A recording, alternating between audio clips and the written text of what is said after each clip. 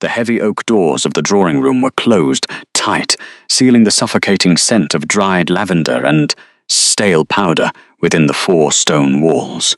Evadne Sterling remained perfectly still before the massive mahogany desk.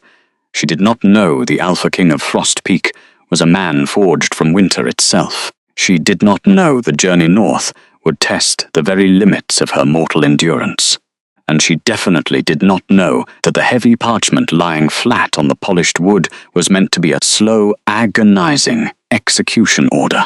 All she knew was the hollow ache settling deep within her marrow as she stared at the black ink bleeding into the heavy, textured paper.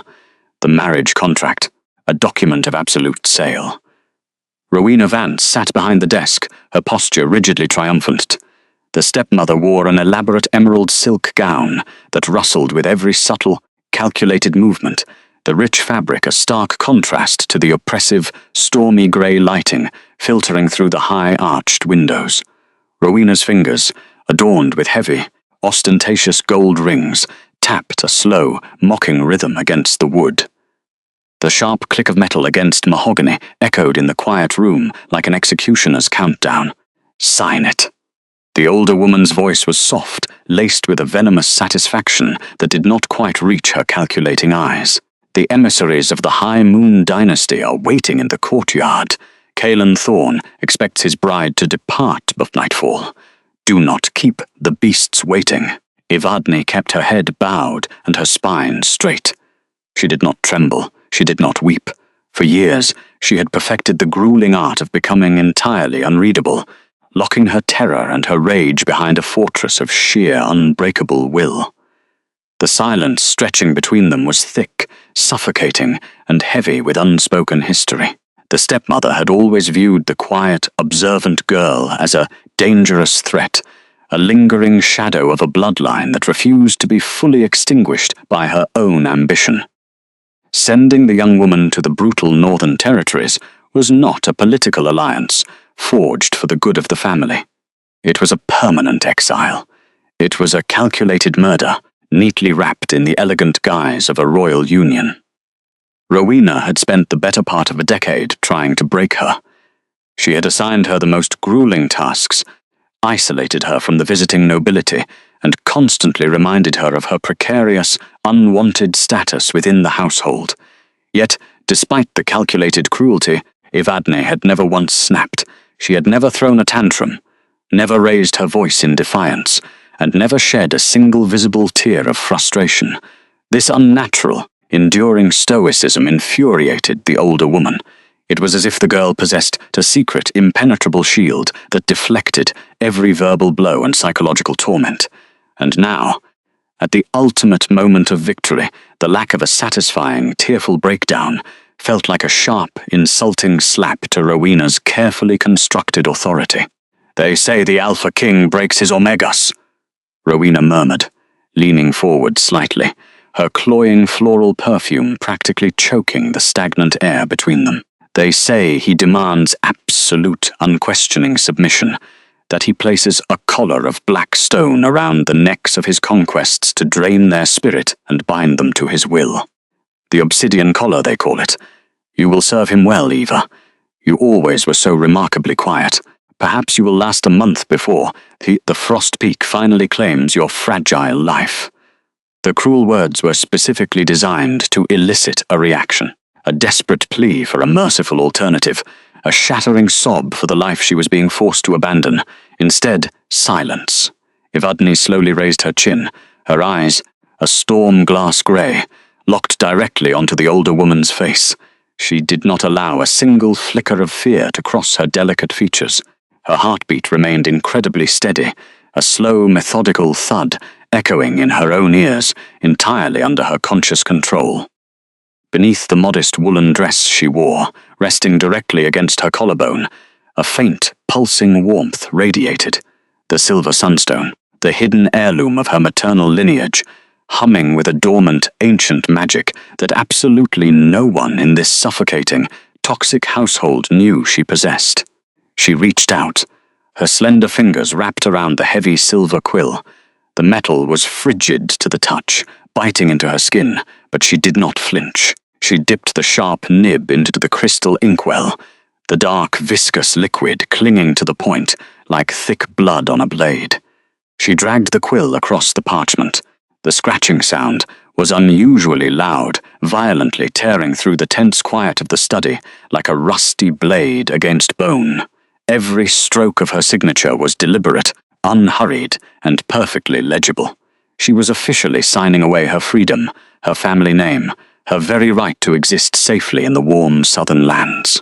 She was legally binding herself to Caelan Thorne, a ruthless, battle-hardened warlord who had ordered a docile, obedient wife to warm his bed and bear his powerful heirs, because begging would not have changed the outcome.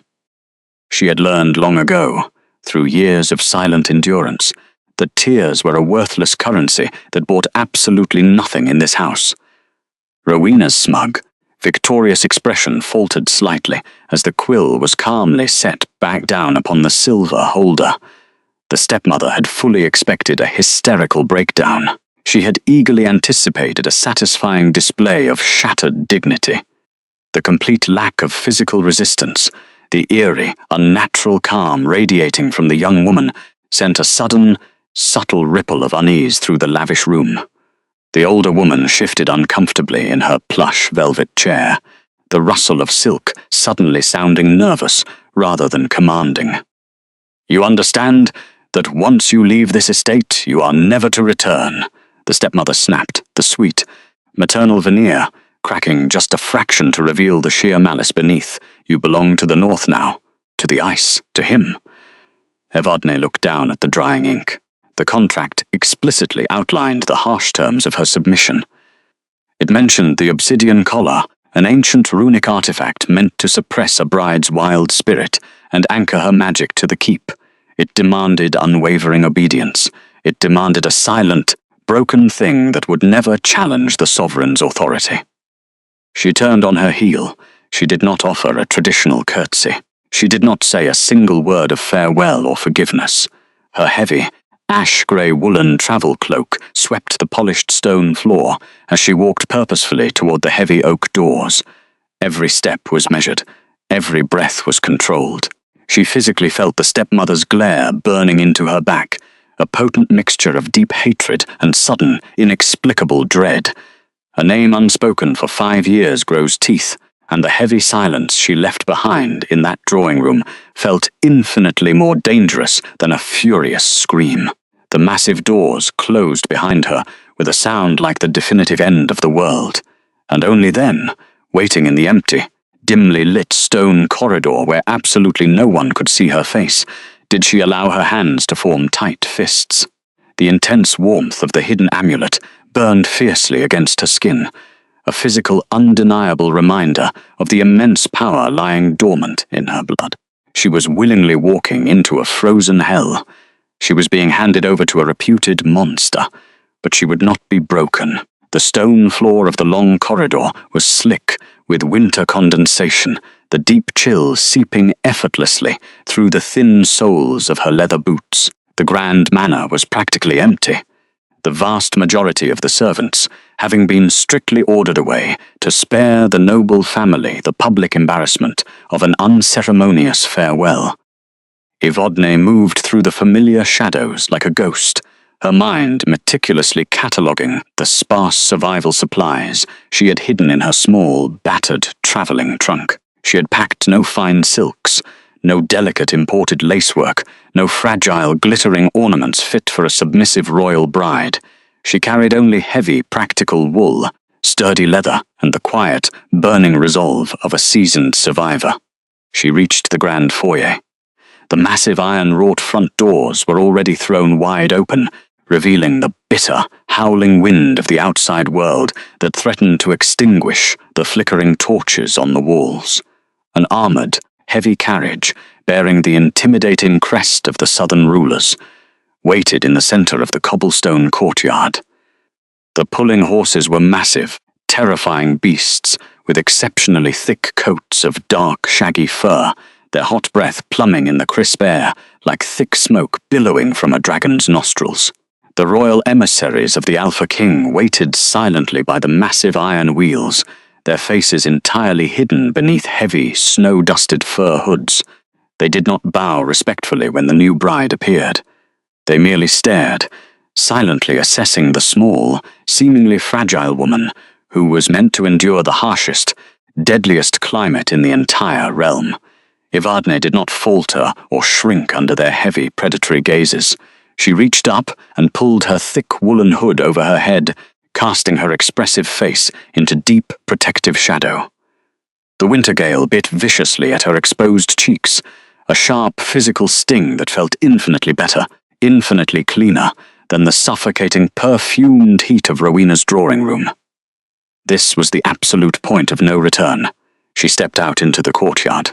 The loose gravel crunched loudly beneath her boots, the only sound breaking the tense standoff. "My lady." A small, painfully trembling voice broke the heavy silence. Evadne paused her steady stride. Positioned near the carriage step was Mina Finch. The young, fragile maid was clutching a small, battered canvas bag desperately to her chest, her thin shoulders shaking visibly in the biting, relentless gust.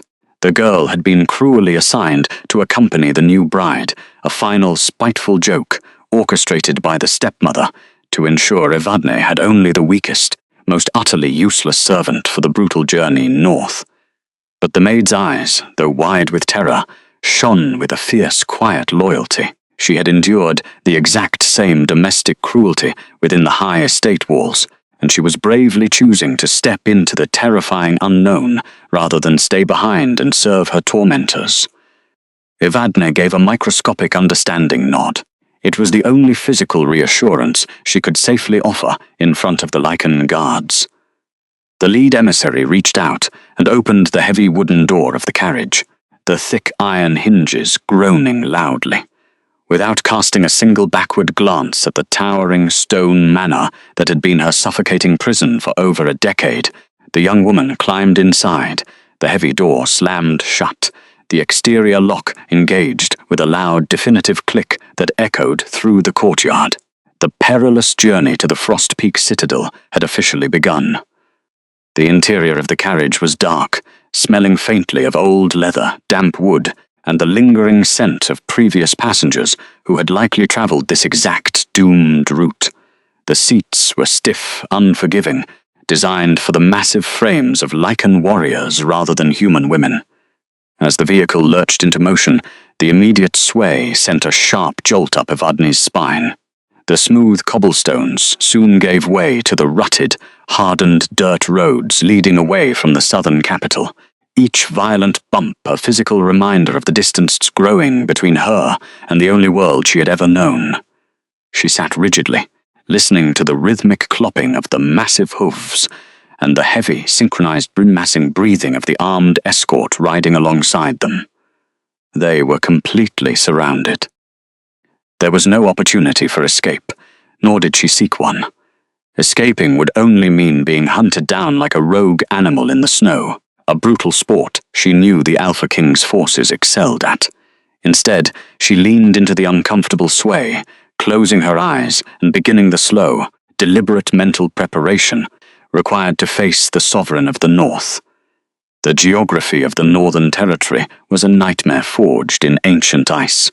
As the carriage rumbled relentlessly forward, over the next 3 agonizing days, the path narrowed, winding through treacherous mountain passes where a single misstep by the massive horses would send them plunging into abyssal ravines. The jagged spires of black obsidian jutted out from the deep snowbanks, resembling the broken teeth of a long-dead god, gnawing blindly at the grey, unforgiving sky. Through the narrow, frosted slit of the carriage window, the world outside was a swirling vortex of ash and white. The ancient pine trees bent completely sideways under the immense pressure of the gale, their thick, needle-laden branches snapping off and vanishing into the abyss below. It was a dead, hostile land that actively sought to crush anything foreign. Inside the iron-reinforced wooden cabin, the situation had quickly become desperate. The temperature plummeted with every passing hour, a brutal assault that bypassed thick clothing and struck directly at the bone. The meager coal brazier provided by the emissaries had burned out on the very first night, leaving the two women at the absolute mercy of the elements. The wind screamed against the exterior, a continuous, deafening roar that vibrated violently through the wooden floorboards. Frost began to crystallize on the interior panels, creeping up the walls like a living, breathing entity intent on consuming them. Mina huddled in the corner of the velvet-lined seat, her knees pulled tight against her chest. The maid's lips were tinted a dangerous, deathly shade of blue. Her breath came in short, jagged gasps, sounding exactly like crushed glass tearing through her throat. The white vapor of her exhalations hung heavily in the suffocating gloom of the carriage, turning into solid rime almost instantly in the stagnant air. She was shivering violently, her small hands tucked uselessly into the thin folds of her inadequate woolen coat. The numbness had already claimed her toes and fingers. The deadly, quiet lethargy of severe hypothermia was beginning to set in. The girl was perishing from the sub-zero draft, entirely forgotten by the heavily furred guards riding outside. Evadne sat across from her, completely still. The glacial air was a heavy physical weight, pressing down on her shoulders, attempting to seep into her marrow and steal the precious heat from her blood.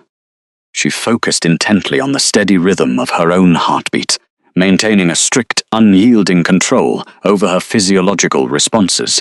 The Alpha King had ordered a fragile, ornamental wife. He expected a terrified woman who would shatter under the immense pressure of his domain, someone who would readily accept the obsidian collar just to be granted a sliver of warmth by the royal hearth. He expected a pawn, easily broken and easily manipulated by the harshness of his isolated world. He was going to get a wildfire. She watched the maid's violent tremors for a long, silent moment. The girl's eyelashes were coated in fine ice crystals, her skin taking on a terrifying, translucent pallor. If the cabin's atmosphere dropped any further as they ascended the final treacherous mountain pass, the servant would not survive to see the dawn. Evadne closed her eyes. She inhaled a slow, deep breath, pulling the razor-sharp chill into her lungs, letting the agonizing sting ground her entirely in the physical present. She reached beneath the heavy layers of her ash-grey cloak. Her bare fingers found the silver chain, resting heavily against her sternum. The silver sunstone. For a decade, she had kept the ancient magic locked away, ruthlessly suppressing the raw, burning power to avoid the deadly attention of the southern lords. The amulet was a relic of a forgotten bloodline, a physical conduit for raw solar healing magic that ran directly through her own veins. It was incredibly dangerous to use it so close to the Lycan borders, where predatory senses were sharpest and magic was heavily monitored. It was a guaranteed death sentence if discovered by the royal guards riding just outside the thin wooden walls. But as she listened to the jagged, failing breaths of her only ally, the choice was blindingly simple. She would not let the innocent die for her exile. Her fingers closed tightly around the warm metal of the silver sunstone. Instantly, a profound physical shift occurred within the cramped space. The violent, shivering, racking Mina's body paused as a sudden, impossible wave of heat bloomed in the very center of the carriage. Evadne's eyes opened. The storm-glass grey of her irises was suddenly rimmed with a fierce, glowing molten gold. The sensation of unleashing the suppressed magic was overwhelming, a heavy, aching pressure in her chest suddenly releasing, flooding her entire nervous system with absolute, radiant warmth. She did not speak. Instead, she slowly extended her free hand, pressing her bare palm gently against Mina's frozen chest. The transfer of energy was immediate and visceral. The ancient solar magic poured from the silver sunstone, flowing down Evadne's arm like a river of liquid fire, bypassing the suffocating cold of the cabin entirely to wrap around the maid's failing heart. The deathly blue hue of Mina's lips began to recede, replaced by a flush of healthy, vital pink. The thick ice crystals, coating the girl's eyelashes, melted into harmless droplets of water. The jagged, glass-like wheezing smoothed into the deep, rhythmic breathing of a natural, restorative sleep. Evadne meticulously controlled the output. She released just enough power to stave off the hypothermia, creating a tight, localized pocket of warmth that would not leak through the wooden walls and alert the hypersensitive lichens riding outside. The effort was physically taxing. A dull ache began to throb behind her temples, but she kept her spine rigidly straight, her storm-glass grey eyes fixed on the frosted window. The carriage suddenly pitched violently upward. The massive horses let out strained, huffing whinnies that cut through the gale. They were scaling the final, brutal ascent. For another grueling hour, the vehicle fought the mountain. Then, abruptly, the deafening shriek of the wind was cut in half. The carriage had passed behind a massive natural windbreak. Evadne reached up, her sleeve brushing against the freezing glass, clearing a small, circular patch of frost. She looked out. The towering mountain fortress did not look like a royal palace. It looked like a monument to war. Carved directly into the side of the monolithic mountain, the fortress was a jagged, terrifying sprawl of black stone and iron. Massive obsidian watchtowers pierced the low-hanging grey clouds like spears. There were no decorative banners, no welcoming lights. It was a brutal, ancient stronghold designed to withstand sieges, blizzards, and the bloodlust of rogue packs. The sheer scale of it was suffocating. It was a place designed to make human beings feel incredibly small, incredibly fragile. The carriage rumbled over a massive iron drawbridge, the heavy chains groaning in the frigid air. The towering metal gates of the inner courtyard loomed ahead, heavily guarded by warriors, wearing thick pelts and hardened leather armor. As the carriage passed through the threshold, the gates slammed shut behind them with a definitive, echoing boom that vibrated deep within Evadne's chest. They had arrived. The vehicle finally rolled to a complete, jolting halt upon the snow-swept cobblestones. The rhythmic clopping of the horses ceased. The armed escort dismounted, their heavy boots hitting the ground in perfect, disciplined unison. Inside the dim cabin, Mina stirred, blinking in slow confusion as she woke from the magically induced sleep. Evadne immediately released the silver sunstone, letting the silver chain drop back beneath her layers of clothing. The molten gold glow vanished from her eyes in a fraction of a second, returning to their natural, impenetrable grey. The sudden absence of the sunstone's active warmth allowed the biting cold to instantly flood the cabin once more. "We are here," Evadne murmured, her voice steady, entirely devoid of the paralyzing fear the stepmother had so desperately wanted her to feel. The heavy iron latch of the carriage door rattled violently. Then, it was wrenched open from the outside. The howling, sub-zero wind rushed in, carrying the harsh, metallic scent of snow and predator.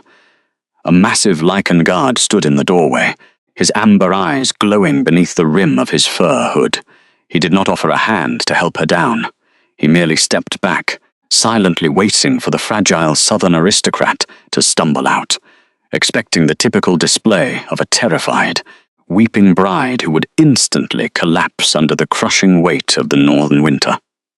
The royal court had anticipated a woman draped in useless ceremonial silk, a delicate pawn sent by her political rivals to be easily suppressed by the obsidian collar. Evadne did not hesitate. She stood up, her movements deliberate and perfectly balanced despite the lingering numbness in her limbs. She stepped out of the dark carriage and descended the iron steps without looking at her feet. Her boots met the frozen cobblestones with a quiet, undeniable firmness. She was not wearing the fragile, shimmering bridal silks of a southern noblewoman. She wore the plain, heavy, ash-grey woolen travel cloak she had packed herself. It was entirely practical. It was stripped of all aristocratic vulnerability. She pulled the heavy hood back, exposing her face to the brutal, biting wind, refusing to cower behind the fabric. The courtyard fell into an eerie, absolute silence. Dozens of elite, lichen warriors paused their drills, turning to stare at the new arrival. Their enhanced senses flared, actively searching for the rapid, panicked heartbeat of a victim, the sour scent of terror, or the frantic trembling of a broken spirit. They found absolutely nothing. Evadne's heartbeat remained a slow, methodical drum. Her scent was clean, composed, and unnervingly calm. She stood completely still amidst the swirling snow, a small, solitary figure in grey wool, projecting an aura of quiet, unbreakable defiance that rippled through the ranks of the hardened soldiers. She had arrived determined to be absolutely nothing they expected. Then, the massive double doors of the main keep slowly began to open. The atmosphere in the courtyard instantly shifted. The air grew impossibly thick, heavy with an oppressive, raw power that forced the surrounding guards to instinctively lower their heads and bare their necks. A suffocating primal pressure rolled out from the dark threshold, wrapping around Evadne's throat like a physical hand. King Kaelan Thorn was approaching. Evadne kept her head bowed only slightly, her spine remaining perfectly, defiantly straight. She did not know what the Alpha King truly looked like. She did not know what cruelties awaited her inside those dark stone halls, but as the heavy, rhythmic thud of the king's footsteps echoed across the frozen courtyard, her hand rested lightly against the hidden warmth of the maternal heirloom. She was ready. The Alpha King of Frost Peak stepped completely out of the shadows. Kaelan Thorn was a terrifying monument of a man. He did not wear the rich, velvet finery or the glittering, ostentatious crowns favoured by the southern monarchs. The sovereign was clad in dark, hardened leather and heavy steel plating that bore the unmistakable, jagged gouges of recent brutal combat. A thick mantle of black wolf fur draped over his massive shoulders, dusting with snow the moment he crossed the threshold. His face was forged from harsh, unforgiving angles, a jawline like carved granite, and striking, storm-cloud eyes that currently flashed with the dangerous, feral amber of his inner beast.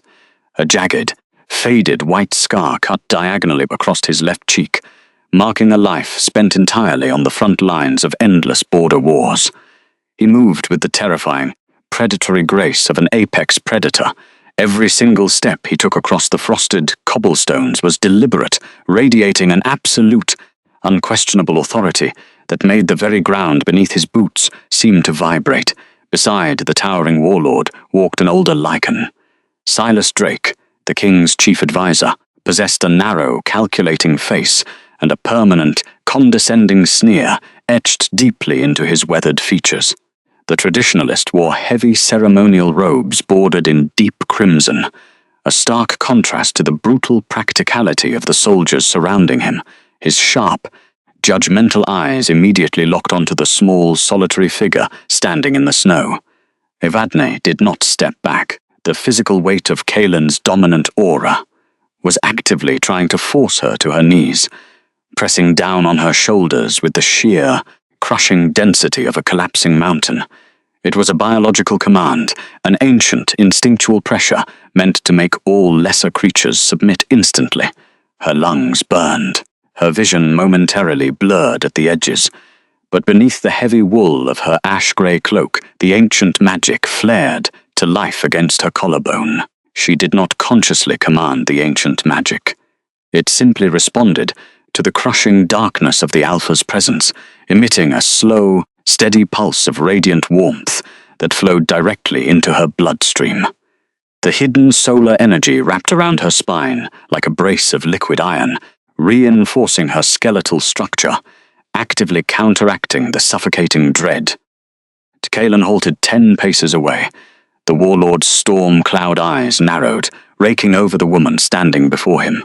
He had been explicitly told to expect a fragile, weeping aristocrat, a terrified, silken doll sent by the southern court to be easily broken and discarded. He had fully anticipated the sickeningly sweet scent of southern perfumes and the frantic, chaotic heartbeat of a prey animal caught in a snare.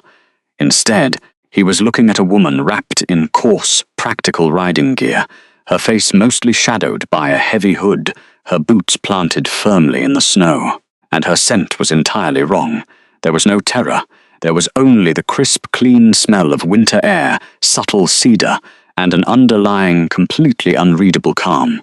Her heartbeat, which his enhanced Lycan hearing could pick up with absolute clarity, was beating in a slow, methodical, utterly fearless rhythm. "You stand before the sovereign of the North." Silas barked, his raspy voice cutting sharply through the howling gale.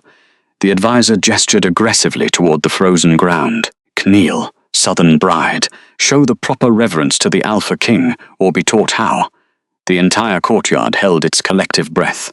The elite guards tensed, their hands subtly drifting toward the hilts of their weapons, fully expecting the king to unleash his wrath upon the insolent, disobedient human. Evadne looked directly past the shouting advisor. She locked her pale silver gaze firmly onto the towering warlord. She did not blink. She did not allow her chin to tremble in the sub-zero draft. "I was purchased to be a wife, Silas Drake," Evadne said. Her voice was not loud, but it was incredibly clear, cutting through the ambient noise of the blizzard like a perfectly sharpened blade. It lacked any trace of the hysterical tremor they had expected. The contract explicitly stated a marriage of political alliance. It did not mention the purchase of a slave. A collective, barely audible gasp rippled through the ranks of the hardened soldiers. No one spoke to the king's advisor with such blatant, casual defiance. More importantly, absolutely no one refused a direct order to submit in the presence of Caelan Thorne. Silas's face flushed a violent, ugly shade of purple. He took a threatening step forward, his own alpha aura flaring aggressively, intending to physically force the frail woman into the snow. "You arrogant, fragile little. Enough." The single word thundered through the courtyard. It was not a shout. It was a low, guttural growl that vibrated directly into the marrow of every living creature within a mile radius. Silas instantly froze, stepping back and lowering his head in sheer biological obedience. Caelan had not broken eye contact with the grey-cloaked woman, the Sovereign's inner beast, a massive, feral entity that usually demanded absolute destruction of any perceived challenge, was suddenly inexplicably quiet. It was not enraged by her refusal to kneel. It was utterly fascinated. The Sovereign watched her like a man seeing water after wandering a desert, completely disarmed by the sheer, unbreakable dignity radiating from her small frame. He could actively feel the invisible pressure of his own aura pushing against her, and he could see the physical effort it took for her to remain standing. Yet, she kept her head bowed only slightly, in basic polite acknowledgement, and her spine remained perfectly, defiantly straight. For the first time in a decade, the warlord did not know exactly what to do. The journey is long. The cold is fatal to those unaccustomed to our borders, Caelan finally spoke. His voice was a deep, gravelly baritone that sent a strange, unexpected shiver down Evadne's arms, completely unrelated to the freezing temperature. "You will be brought inside. The welcome banquet is prepared." He did not demand she kneel again. He did not threaten her. He simply turned his massive, fur-draped back and walked back into the suffocating darkness of the keep. Silas shot her a look of pure, unadulterated venom before scrambling to follow his king. The heavy tension in the courtyard slowly began to dissipate, though the guards still cast wary, bewildered glances at the strange southern bride as they resumed their posts. Evadne let out a slow, controlled breath, the white vapor dissipating instantly in the wind. She reached back, offering a subtle, stabilizing hand to Mina, who was still trembling violently by the carriage wheel. The young maid's teeth were chattering so hard they sounded like cracking ice, her delicate frame wholly unsuited for the brutal, unforgiving environment of the monarch's northern territory. Her woolen cloak, although thick by southern standards, offered little resistance against the biting, sub-zero gale whipping across the courtyard. "My lady," Mina whispered, her voice barely audible over the roaring gale, her lips already beginning to turn a dangerous shade of blue. "It's so cold, it feels like the air itself has teeth." "I know, Mina," Evadne replied quietly, adjusting the heavy ash-grey wool over the maid's shivering shoulders, her own fingers numb but steady. The freezing temperature was indeed a physical assault, a sharp, unyielding bite that seeped through layers of clothing directly to the bone, threatening to freeze the blood in their veins. "Keep moving. Focus on the ground beneath your boots. Do not look at the guards. Do not show them fear. The cold only wins if you stop walking." Mina nodded stiffly, clutching the fabric tight against her chest. Without another word, the two women walked through the towering iron doors, stepping out of the brutal blizzard and into the belly of the beast. The interior of the massive keep was a drastic, jarring transition. The freezing, biting air of the courtyard was immediately replaced by a suffocating, smoky heat. The architecture was deliberately brutalist, constructed from massive blocks of dark, unpolished stone that seemed designed to trap and crush anything within its walls. As they walked down the cavernous, torchlit corridor, Evadne's sharp, metallic gaze continuously scanned her surroundings, her mind operating with the cold, analytical precision she had honed over a decade of silent observation. She absorbed every detail, every shadow, every scent. She noted the heavy, reinforced iron grates positioned directly above them, clearly designed to pour boiling oil or molten lead onto invading forces. She saw the narrow, slanted murder holes carved into the thick masonry, angled perfectly to maximize crossbow fire while offering absolute protection to the defenders. The layout was a masterpiece of lethal defense, yet Evadne spotted the tactical vulnerability immediately. The corridors were entirely too narrow for full lichen transformation in a panic. If a fire broke out in the lower wards, the smoke would funnel straight up through the drafty stone shafts, asphyxiating the upper levels before an alarm could even be sounded. It was a fortress built for external siege, but terrifyingly vulnerable to internal sabotage. Rowena Vance would have found a dozen ways to poison the Citadel's water supply within the first hour. The stepmother who had arranged this sacrificial marriage would have delighted in exploiting such architectural flaws. Evadne simply filed the information away, her pulse remaining perfectly, unbreakably calm.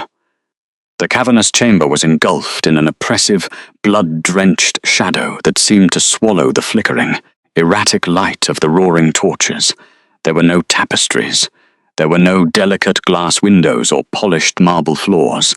It was a military stronghold, and every inch of it smelled heavily of wood smoke, charred flesh still sizzling on massive iron spits, wet fur, and the sharp, coppery tang of old blood baked directly into the stonework. They were escorted directly into the fortress dining hall. The cavernous chamber was deafening. Hundreds of massive, battle-scarred lichens sat at long, heavily gouged wooden tables, eating and drinking with a feral, chaotic energy that would have sent any normal southern aristocrat spiraling into a panic attack. The noise was a physical entity, a roaring tide of deep laughter, slamming tankards, and the occasional, aggressive snarl of a minor dominance dispute breaking out over a plate of meat. Soldiers ripped at roasted bone and sinew with elongated canines, their faces painted in the nightmarish amber glow of the hearth fires. At the far end of the hall, elevated on a massive stone dais, sat the high table. Caelan Thorne was already seated at the center, his imposing figure dominating the space. The firelight danced across his scarred face, highlighting the dangerous predatory gleam in his storm's cloud eyes as he watched her enter. Evadne moved forward, her steps measured and calm. She fully expected to be led to the high table to take the highly visible, incredibly vulnerable seat beside the warlord who had purchased her. But Silas Drake stepped gracefully into her path, a sickeningly polite smile plastered across his narrow face. "My lady," the advisor said, his voice dripping with false courtesy that barely concealed his malicious intent. "The king's table is reserved exclusively for those of proven, ancient blood. It is a matter of pack security and sacred tradition. I am certain a delicate flower from the south understands our barbaric customs. We have prepared a place for you where you might feel more comfortable." He gestured dismissively toward the very back of the hall. It was the lowest table, situated directly next to the heavy, drafty iron doors they had just entered through. The soldiers seated there were the vanguard, the roughest, most feral combatants of the pack. They were covered in fresh bandages, their armor still stained with dried mud and the dark residue of recent skirmishes. It was a deliberate, calculated humiliation. a public declaration that the Alpha King's new bride was considered lower than the lowest foot soldier in the keep. Mina let out a small, terrified squeak, instinctively shrinking behind Evadne's cloak. The young maid realized instantly that they were being thrown into a pit of wolves. From the high table, Kalen watched the exchange in silence. He did not intervene. He was testing her. He needed to know if the quiet defiance in the courtyard was a fleeting moment of adrenaline, or if the woman beneath the grey wool possessed actual, enduring steel. He expected her to demand her rightful place. He expected her to finally break down in humiliated tears at the blatant insult of being seated among the bloodied ranks. Evadne did not look at the king. She did not argue with the smug advisor. "Of course," she murmured smoothly, her tone utterly devoid of insult or anger. "The vanguard is the shield of any kingdom. There is no higher honor than sitting among those who actually hold the line." Silas's triumphant smirk faltered, his eyes narrowing in sudden confusion. That was not the script he had anticipated. Without waiting to be dismissed, Evadne turned and walked directly toward the lowest bench. The deafening noise in that particular corner of the hall began to die down rapidly as the hardened soldiers realized the delicate southern bride was actually approaching their grease-stained table.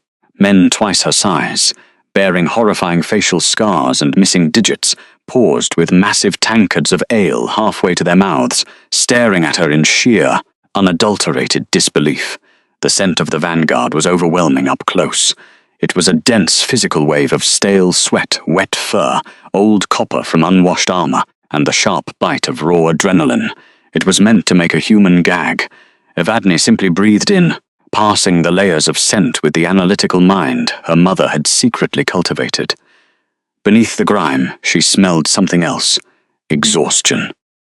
Deep, bone-weary fatigue that spoke of endless nights holding the northern borders against unspeakable horrors. She reached a narrow, empty spot on the heavy wooden bench. A hulking veteran to her right, his left eye completely milked over, and a brutal claw mark tracking down his jaw, let out a low, territorial rumble in his chest, an instinctive warning to an outsider invading his space. Evadne did not flinch.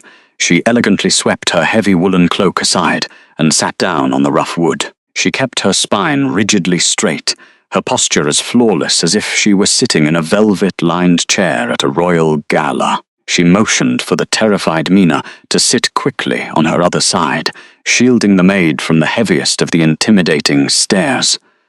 An uncomfortable, heavy silence settled over the entire table. The fighters were completely unsure of how to handle the anomaly. They were trained to terrify, to dominate, to break the weak, but this small woman in practical grey wool sat amidst their blood and grime with an eerie, untouchable serenity. The hulking, one-eyed veteran decided to test the waters. He reached across the table, grabbing a massive, jagged hunting dagger. With a sudden, violent motion, he slammed the blade down directly into the wood, burying the steel less than an inch from Evadne's delicate fingers. The loud, sharp thud echoed over the ambient noise, vibrating through the thick timber. Mina whimpered, covering her face. Evadne did not move her hand, she did not gasp. Her heart rate, carefully monitored by her own fierce will, remained a slow, steady drumbeat. She slowly turned her head, her steely's irises locking onto the massive soldier's scarred face. She examined the weapon quivering in the wood. A southern forge, Evadne noted quietly, her voice perfectly calm, carrying clearly to the surrounding men. High-carbon steel, folded 6 times, but the blood groove is cut too shallow near the hilt. The veteran blinked, his jaw going slightly slack in pure confusion. "What?" Evadne casually reached out, her slender fingers wrapped around the leather-wrapped hilt of the massive dagger. With a swift, surprisingly strong motion, she yanked the blade free from the dense wood. She held it up, turning the lethal weapon over in the flickering firelight, examining it with the cold, detached expertise of a seasoned quartermaster. The shallow groove creates a vacuum seal if you thrust deep into heavy muscle or between ribs, she explained, tracing the flaw in the metal without actually touching the razor-sharp edge. She had spent a decade silently observing the master armorers in her stepmother's estate, absorbing every piece of tactical and martial knowledge she could, while pretending to be an invisible, useless shadow. Rowena Vance had wanted her weak, ignorant, and easily disposable.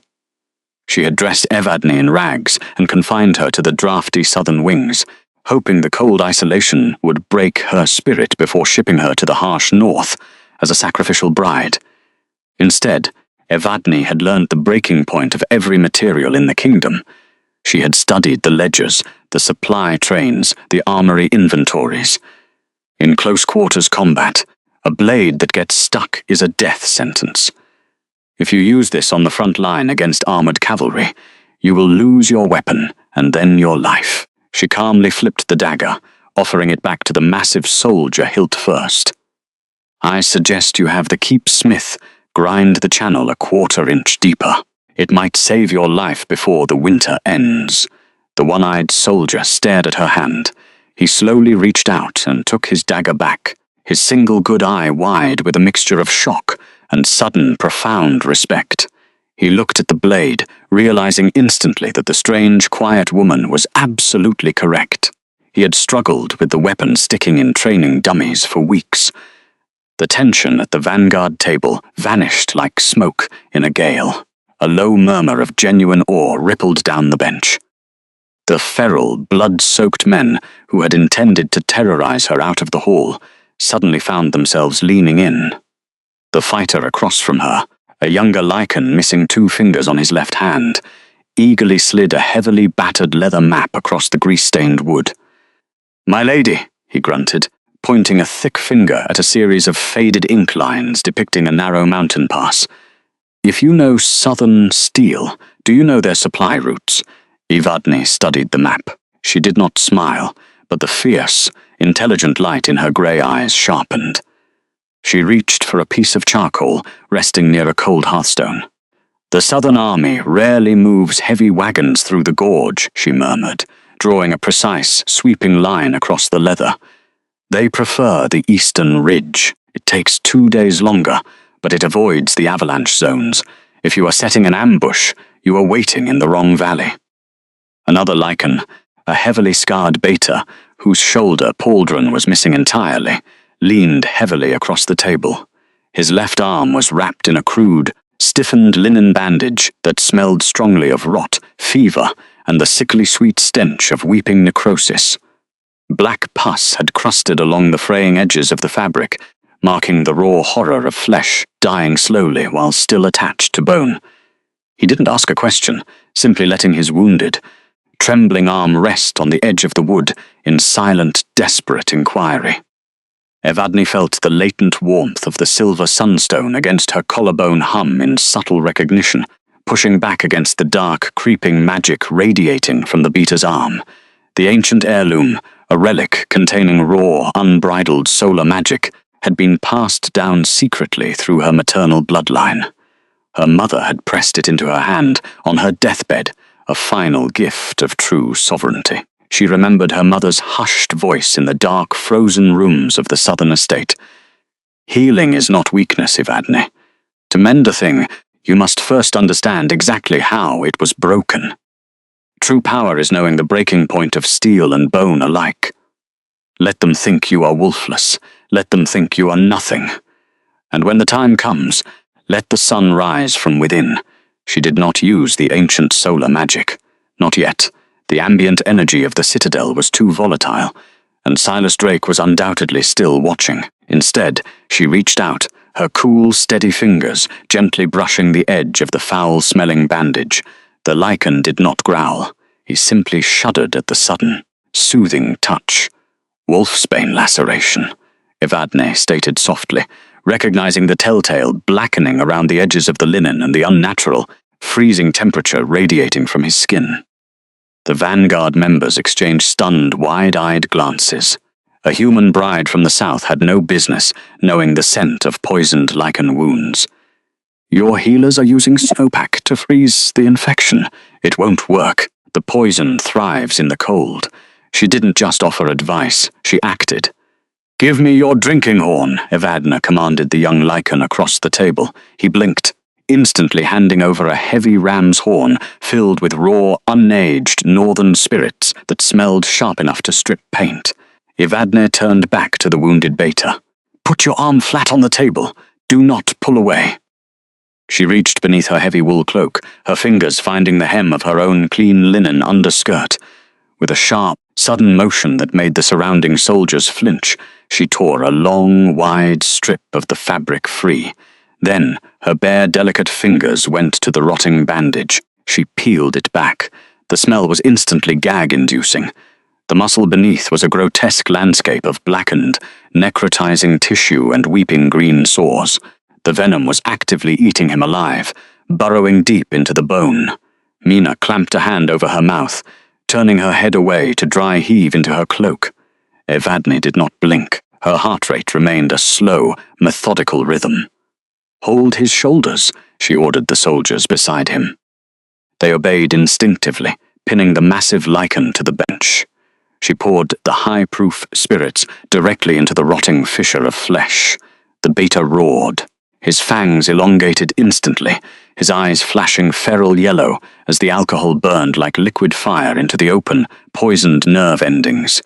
The soldiers holding him grunted, their boots scraping against the stone floor as they struggled against his sudden, violent thrashing.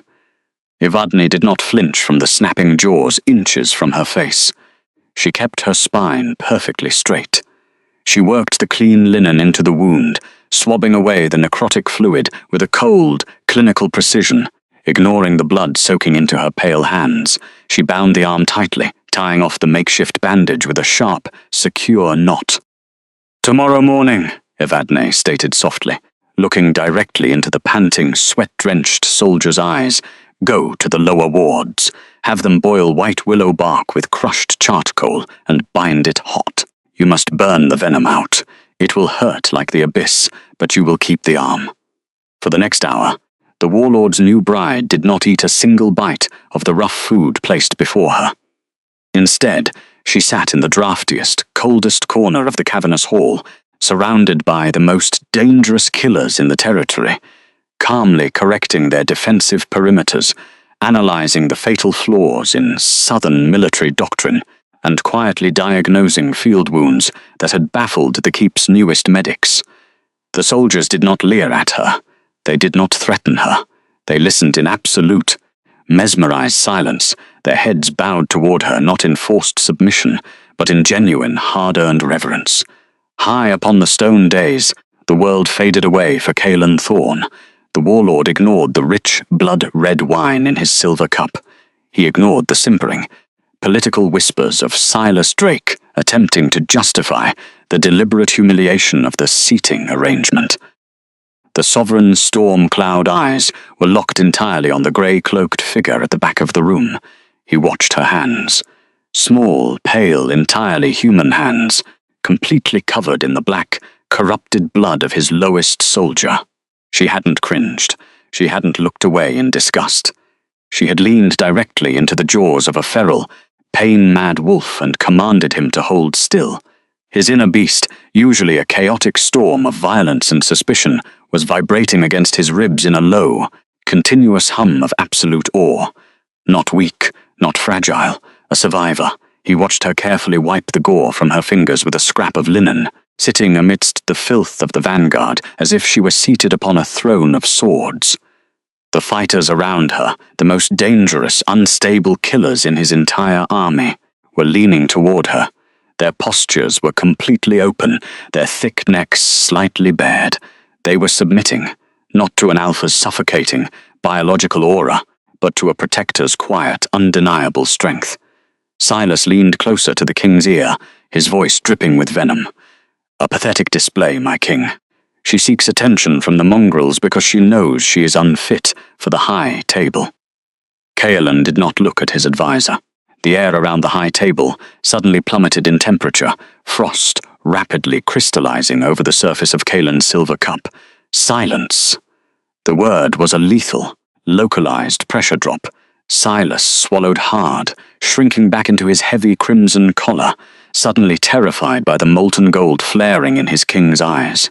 Kaelan kept his gaze fixed on Evadne. For 5 years, he had believed the curse in his blood required him to isolate, to command through fear, to accept a fragile, disposable bride who would fear him enough to remain docile. He had ordered a political pawn. He had ordered a victim. She arrived determined to be nothing he expected. The bond snapped into place like a key, turning in a locked iron door. It was faint, buried beneath layers of ancient magic and mutual suspicion, but it was there. A golden thread pulling tight across the cavernous, blood-soaked hall, connecting the sovereign directly to the quiet woman in the ash-grey cloak, mine. The word thundered through his mind, not as a demand of ownership, but as a staggering, terrifying realization. The dead of night within the northern stronghold was an entirely different kind of monster than the chaotic, blood-soaked dining hall. 3 days had passed since the welcome banquet, and Evadne had quickly realized that the ancient fortress did not sleep. It merely held its breath. The howling blizzard outside the thick obsidian walls was a constant, deafening roar, a physical weight that pressed against the narrow glass panes of the lower wards. She had deliberately chosen a small, drafty chamber near the medical wing rather than the lavish, heavily guarded bridal suites in the upper keep. It was a tactical decision. Rowena Vance had taught her that isolation in a hostile environment was a death sentence. By immersing herself in the grim reality of the Vanguard's suffering, she made herself useful, and utility was the only true armor a southern bride possessed in a kingdom of wolves. She sat on a low wooden stool beside a boiling iron cauldron, carefully measuring dried white willow bark into the steaming water. Mina was asleep on a narrow cot in the corner, wrapped in 3 layers of heavy wool, completely exhausted from the relentless biting cold. Evadne's own hands were steady, though the freezing ambient temperature of the stone room constantly fought against the latent, dormant heat of the enchanted amulet resting against her collarbone. She kept the ancient heirloom's power tightly leashed. After the incident in the dining hall, she knew the Alpha King was watching her. She could feel the heavy, predatory weight of his attention, even when he was nowhere to be seen. A strange, invisible tension had settled between them, a taut, vibrating string that seemed to hum in the base of her skull whenever the warlord was near. Then, the fortress shattered. It did not begin with a shout, but with the terrifying, deep-vibrating blast of a massive war horn echoing from the outer courtyard. The sound was frantic, cut short as if the sentry blowing it had the breath knocked from his lungs. Evadne stood up instantly. She did not panic. She simply reached for the heavy ash-grey cloak draped over her chair, swinging it over her shoulders with practiced, economic movement. The heavy oak doors of the medical ward burst inward before she could even tie the clasp. The stench hit her first. It was a suffocating, metallic wave of fresh arterial blood, burnt ozone, and the unmistakable, sickeningly sweet scent of liquid silverbane. A dozen elite Vanguard soldiers poured into the room, their massive frames practically tearing the door hinges from the stone. They were not roaring in their usual feral battle lust. They were completely frantic, their amber eyes wide with a rare primal terror. In the center of the chaotic formation, carried by 4 heavily armored Lycans, was Kaelan. The Alpha King had been stripped of his heavy fur mantle. His dark leather armor was violently shredded across his massive torso. A jagged, horrifying laceration tore diagonally from his collarbone down to his lower ribs. It was not a clean cut. The edges of the flesh were already turning a necrotic, ash-grey color, bubbling with a sickly, glowing white residue. Blackened veins spiderwebbed rapidly outward from the wound, creeping up his thick neck toward his jawline. "Clear the tables! Move, you useless mongrels!" Silas Drake shoved his way through the medics, his crimson ceremonial robes stained with his sovereign's blood. The advisor's narrow face was twisted in sheer panic. He took a silver-laced longsword meant for the flank. The poison is in his bloodstream. The keep's healers scrambled, dropping bandages and knocking over basins of clean water in their terrified haste. They hoisted the massive, fading warlord onto the central stone operating slab. Kaelin's storm cloud eyes were rolled back, his jaw locked in a rigid, agonizing grimace. His breath came in shallow, ragged hitches that sounded like grinding stones. The ambient temperature in the room plummeted wildly, a biological reaction to the Sovereign's failing life force. Frost began to rapidly crystallize on the stone floor beneath the table, spreading outward in jagged, icy fractals. "Pack the wound with snow root, freeze the veins." One of the senior healers barked, his hand shaking violently, as he pressed a massive bundle of crushed white herbs directly into the gaping fissure. Kaelin's massive frame violently convulsed. A guttural, inhuman sound tore from his throat, a sound of absolute agony that made every lichen in the room involuntarily bare their necks in distress. The snow root was having the exact opposite effect. The liquid silverbane, designed specifically to eradicate werewolf regenerative cells, was using the magical frost to accelerate its path directly toward his heart. "It's not working," Silas screamed, grabbing the healer by the collar and throwing him against the stone wall. "Do something! If he dies, the southern border falls by dawn." Evadne stood perfectly still in the shadows. She analyzed the wound, the trajectory of the blackened veins, and the terrifying speed of the necrosis. Silver was a cold poison. It froze the cellular structure, turning lichen blood into brittle ice. Applying more cold was merely sealing his fate. The only way to extract a glacial toxin was to burn it out entirely from the inside. But ordinary fire would simply cook the flesh, killing him just as quickly. She did not ask for permission. She did not hesitate. Evadne stepped out of the shadows, her grey cloak sweeping across the frost-covered floor. She moved with such absolute quiet purpose that the frantic soldiers instinctively parted for her, their panicked brains unable to process why a human woman was walking directly into the epicenter of a pack crisis. "Get away from him, you southern curse!" Silas snarled, stepping into her path, his fangs fully descended.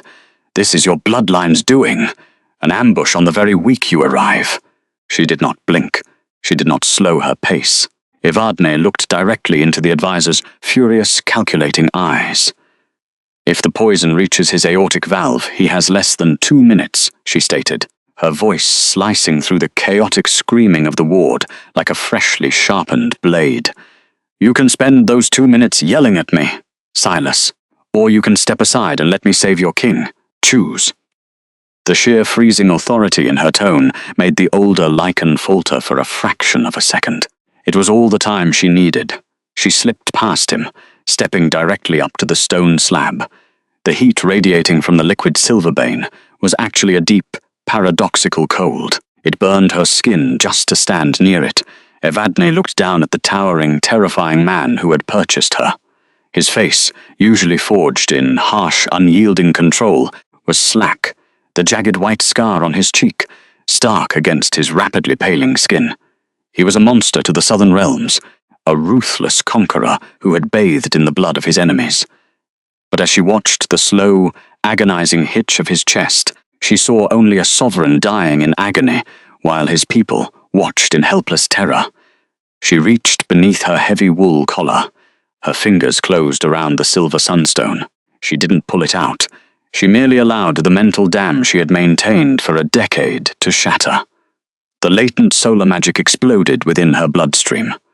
It was not a gentle, warming glow. It was a violent volcanic eruption of raw, ancient heat that flooded her nervous system, turning her storm-glass grey eyes into a blinding, radiant molten gold. The air in the medical ward instantly warped, a massive wave of thermal pressure pushing outward, shattering the frost on the floor and forcing the surrounding soldiers to stagger backward, throwing their arms over their faces. Evadne pressed both of her bare, delicate hands directly into the massive, silver-poisoned wound on Kaelin's chest. The physical contact was an absolute cataclysm. The moment her skin touched his blood, a blinding physical shockwave ripped through the room, but internally the impact was infinitely more profound. The fated mate bond, which had merely snapped like a distant lock in the dining hall, suddenly roared to life with the force of a collapsing star. It was no longer a faint, golden thread. It was a massive, burning chain of liquid light, violently anchoring her soul directly to the dying Alphas. The word thundered through their bond like a war drum. Mine.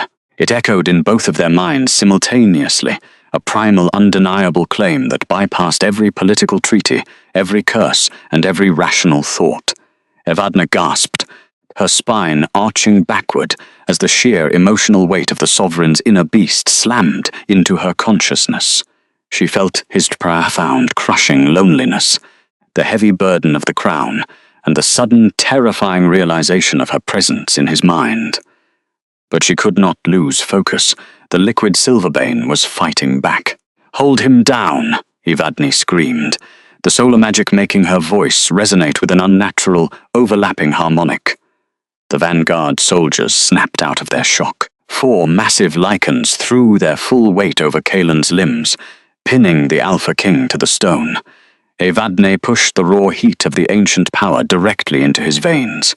The liquid fire met the glacial liquid Silverbane in a brutal, microscopic war. Black smoke began to rise violently from the open wound, carrying the putrid stench of evaporating toxins. Kaelin's body arched off the table with terrifying force, lifting the 4 heavy soldiers several inches into the air. His eyes snapped open. They were not storm cloud grey. They were entirely, ferally amber, burning with the desperate rage of a dying beast. He lunged upward, his massive, blood-soaked hand snapping out with blinding speed. His thick fingers closed entirely around Evadne's slender throat. The soldiers shouted in horror, trying to pull his arm back, but his strength was impossible. Silas watched with a twisted mixture of panic and dark satisfaction, fully expecting the feral, pain-mad king to snap the fragile southern bride's neck like a dry twig. Evadne did not struggle. She did not claw at the massive hand, choking off her air supply. She kept her glowing golden eyes locked directly on his feral amber ones. Her heartbeat, echoing loudly through the newly forged mate bond, was incredibly, impossibly calm. She continued to force the healing solar magic down through her hands, into his chest, entirely ignoring the threat to her own life. Through the roaring chaos of the bond, she sent a single, silent command. "Look at me, I am not the enemy, breathe." Kaelin's massive chest he heave. The feral madness in his gaze stuttered. He felt the burning, protective warmth flooding his dying veins, fighting the cold, tracking the exact rhythm of the calm, fearless heartbeat echoing in his own head. His grip on her throat did not tighten. Instead, his thumb slowly, almost reverently, brushed against her wildly pulsing carotid artery. His feral inner beast, which had been seconds away from going rogue and slaughtering everyone in the room, suddenly whined, then throwing itself into total, absolute submission at the feet of the quiet woman holding his life in her hands. The last of the black, creeping veins on his neck dissolved into healthy tissue. The gaping laceration on his chest stopped weeping silver and began to rapidly knit itself back together under the combined force of the solar magic and his own renewed lichen healing factor. Evadne's glowing eyes flickered, the molten gold rapidly fading back to their natural silver grey. The sheer physical toll of channeling that much raw energy nearly caused her knees to buckle. She swayed on her feet, the ambient heat in the room rapidly dissipating, leaving the cold, damp chill of the stone walls to rush back in. Kaelin immediately released her throat, his hand dropping heavily to the slab. He was breathing heavily, his chest rising and falling in deep, rhythmic, healthy pulls of air. The Alpha King was alive. The medical ward was dead silent. The only sound was the crackle of the hearth fire and the heavy, exhausted panting of the Sovereign. The elite warriors of the vanguard stared at the small, grey-cloaked woman with a reverence bordering on religious terror. She had not only survived a direct physical assault from a feral alpha, but she had commanded his beast into submission without speaking a single word. Silas Drake stood frozen, his mouth opening and closing, his political calculations entirely shattered by the display of ancient impossible's power. Kaelin slowly sat up on the stone slab. The blood on his torn leather armor was already drying. He rolled his broad shoulders, feeling the phantom ache of the lethal wound, but finding only smooth, unbroken skin where his heart had nearly stopped beating. He looked down at his own hands, then slowly raised his head, his storm cloud eyes, now completely clear of the feral haze, locked onto Evadne. He watched her carefully step back, hiding her trembling, blood-stained hands within the deep folds of her heavy cloak. She kept her head bowed slightly, resuming the perfect, unreadable posture of a docile political bride, but they both knew the truth now. The golden thread connecting their souls was pulsing with a quiet, steady warmth, entirely impossible to ignore. Out. The warlord's voice was a low, dangerous gravel that left absolutely no room for negotiation.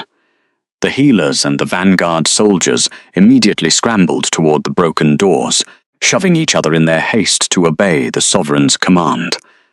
"My king, she is a dangerous anomaly," Silas stammered, pointing a shaking finger at Evadne. "That magic is ancient. It is forbidden. She is a southern spy meant to infiltrate the—" "I said out, Silas." Kalen didn't raise his voice, but the sudden drop in temperature and the lethal narrowing of his eyes made the advisor snap his jaw shut. The older Lycan shot Evadne one final look of pure, unadulterated venom before retreating into the corridor, pulling the heavy oak doors shut as best he could on their broken hinges. The room fell into a heavy, oppressive silence, smelling deeply of old stone, dried blood, and the lingering, sharp scent of cedar and ozone that uniquely marked their awakened bond. Evadne did not move. She maintained her calm exterior, but internally, her mind was calculating the variables with terrifying speed. Hiding ancient magic within these walls was a direct violation of Lycan law. The Alpha King was well within his rights to execute her on the spot for concealing her true nature. Rowena Vance had likely counted on this exact scenario, hoping the magic would eventually reveal itself and provoke the Northern Warlord into killing the stepdaughter she so despised. Kalen slid off the stone slab. His massive leather boots hit the floor with a heavy thud. He towered over her, the sheer physical mass of him taking up all the oxygen in the dim room. He walked slowly toward a small iron-wrought table near the wall. Resting upon the dark metal, nestled in a bed of crushed velvet, was a heavy, circular band of completely smooth, light-absorbing black stone, the obsidian collar. It radiated a dark, suffocating suppression magic that made the hairs on Evadne's arms stand up. It was the ancient tool used to break unruly mates, designed to sever a bride's connection to her own magic and bind her will entirely to the sovereign. He stared at the dark artifact in his hands. The heavy stone looked unnervingly small in his massive, scarred hands. He turned back to her, his expression utterly unreadable. "You healed a silver strike in seconds," the warlord stated quietly, the baritone of his voice vibrating pleasantly against the newly formed bond. A human carrying raw solar magic.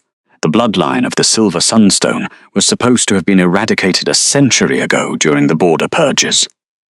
Evadne kept her spine straight. She did not tremble. She simply watched the heavy collar in his hands. "My mother was the last," Evadne replied, her voice cool and level, entirely devoid of the pleading he expected. "She hid in plain sight. She married into a minor noble house to survive, and when she died, my stepmother ensured I was treated as a worthless, wolfless shadow. It was the perfect camouflage." Kaelin took a slow step closer. The heat radiating from his massive body was a sharp contrast to the cold stone of the room, and yet you revealed it to save a mongrel at the banquet table. You revealed it tonight to save a warlord who purchased you like cattle. Why, if you had let me die, your stepmother's goal of destabilizing the North would have been achieved, and you likely could have slipped away in the chaos. "Because running is a temporary solution, and I am entirely finished with running," Evadne answered smoothly, tilting her chin up to meet his intense gaze directly. She refused to look away. She refused to cower. "Rowena Vance did not send me here to be your obedient wife, King Kalen.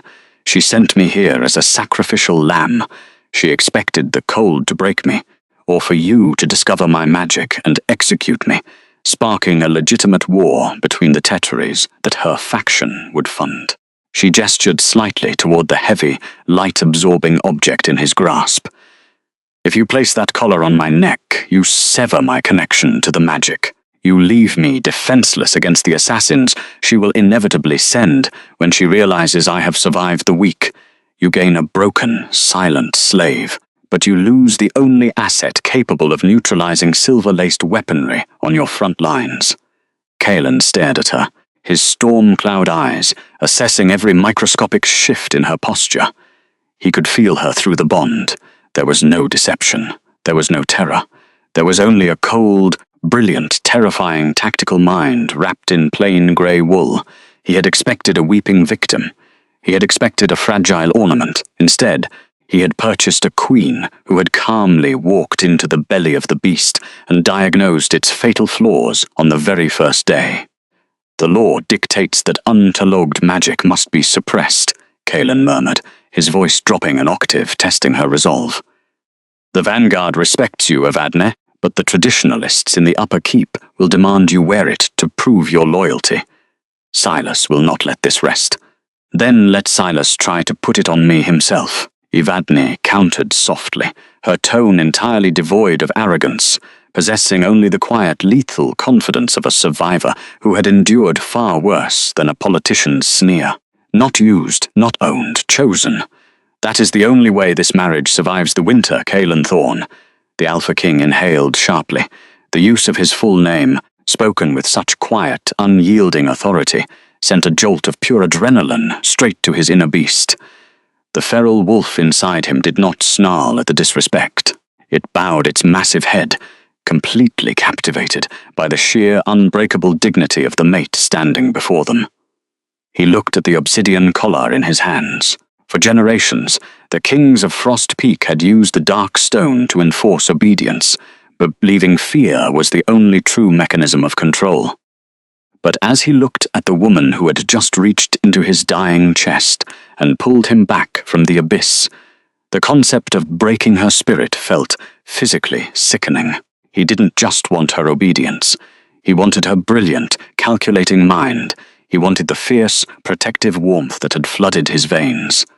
Kalen slowly walked past her. He moved to the roaring stone hearth at the far end of the medical ward. Without a single word of hesitation, the Sovereign of the North tossed the ancient, priceless obsidian collar directly into the center of the white-hot coals. Evadne's eyes widened slightly, her carefully constructed mask slipping for just a fraction of a second, as the dark stone immediately began to hiss and crack under the intense thermal pressure. Kalen turned back, crossing his massive arms over his scarred, bare chest. The firelight cast long, dancing shadows across his harsh features, highlighting the dangerous, predatory smirk that slowly formed on his lips. "An alliance, then, Southern Bride," the warlord murmured, the golden thread of the mate bond flaring with a sudden, overwhelming surge of protective warmth that washed entirely over Evadne's exhausted mind. "You will not kneel to my court, you will stand beside me, and when your stepmother's assassins finally arrive..." His amber eyes locked onto hers, burning with the promise of absolute, apocalyptic violence on her behalf. "We will send them back to her in very small pieces." Nearly 4 weeks had bled into the frozen earth since the medical ward incident. The vast military stronghold, once a labyrinth of deadly isolation and suffocating shadows, had begun to subtly shift around its new mistress. The howling blizzard outside the thick obsidian walls remained a constant, deafening roar, but the interior atmosphere of the fortress had permanently altered. Evadne had not retreated to the safety and comfort of the royal suites after saving the king's life. Instead, she had integrated herself entirely into the lower medical wards. Her days were measured in the sharp scent of crushed wintermint, the stinging bite of alcohol on raw linen, and the low, rumbling groans of recovering lichens. She worked tirelessly. Her hands, once pristine and pale, were now perpetually stained with medicinal salves and the blood of the pack. She learned the distinct anatomy of the lichens, the way their dense muscle fibers knitted together under the ambient heat of her own latent magic, the way their dangerously elevated heart rates, normalized the moment she placed a cool, damp cloth against their feverish foreheads. She memorized the structural differences between a standard wolf bite and the necrotic tear of a silver-laced blade. She learned that a lycan's pride was often far more fragile than their bones. She would stand over the iron cots for hours, her back aching, her fingers numb, refusing the heavy woolen cloaks the shamans offered. She didn't want comfort. She wanted purpose. She wanted to build a fortress of her own competence so high that no southern lord could ever drag her back down. Every suture she sewed, every fever she broke, was a silent, defiant strike against the destiny her stepmother had written for her. Not a victim, not a sacrifice. The elite warriors of the vanguard, those massive, feral men who had once viewed the small, quiet woman in the ash-grey cloak as a fragile, useless southern pawn, no longer looked right through her. They offered her a deep, silent reverence. They parted like the sea whenever she walked through the lower corridors, bowing their heads in unquestioning submission. They brought her their deepest wounds, flesh shredded by border skirmishes, bones splintered in the brutal training pits, and she treated them with a steady, unblinking focus. She did not flinch at the sight of gore. She did not tremble when towering, half-shifted wolves bared their teeth in instinctual pain. One afternoon, a young scout was brought in with a shattered collarbone, his breathing ragged and shallow. The traditional shamans had prepared to amputate the arm, claiming the bone fragments had pierced too close to the artery. Evadne had stepped in. She didn't argue. She didn't raise her voice.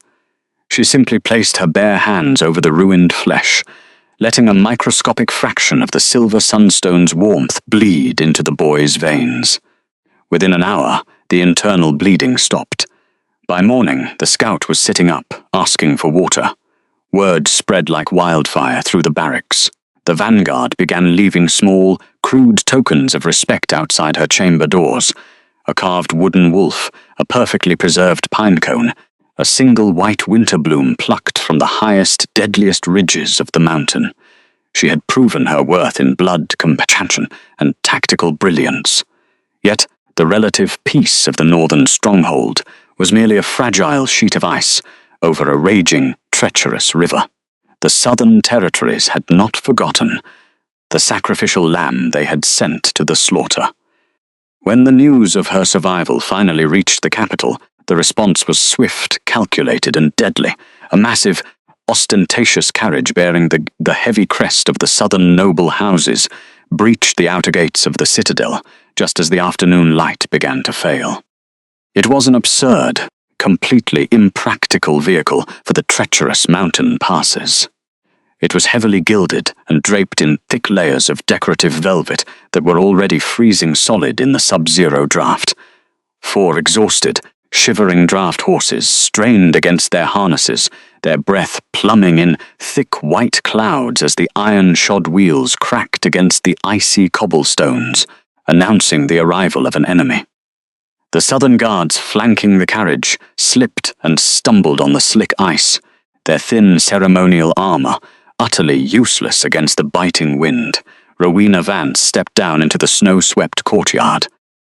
The stepmother was wrapped in excessive layers of imported white mink, her elaborate emerald silk gown pooling uselessly in the dirty slush. She had come under the strict pretense of diplomatic relations, acting as an emissary to check on the welfare of the new bride. In truth, the older woman had fully expected to arrive in time for a funeral.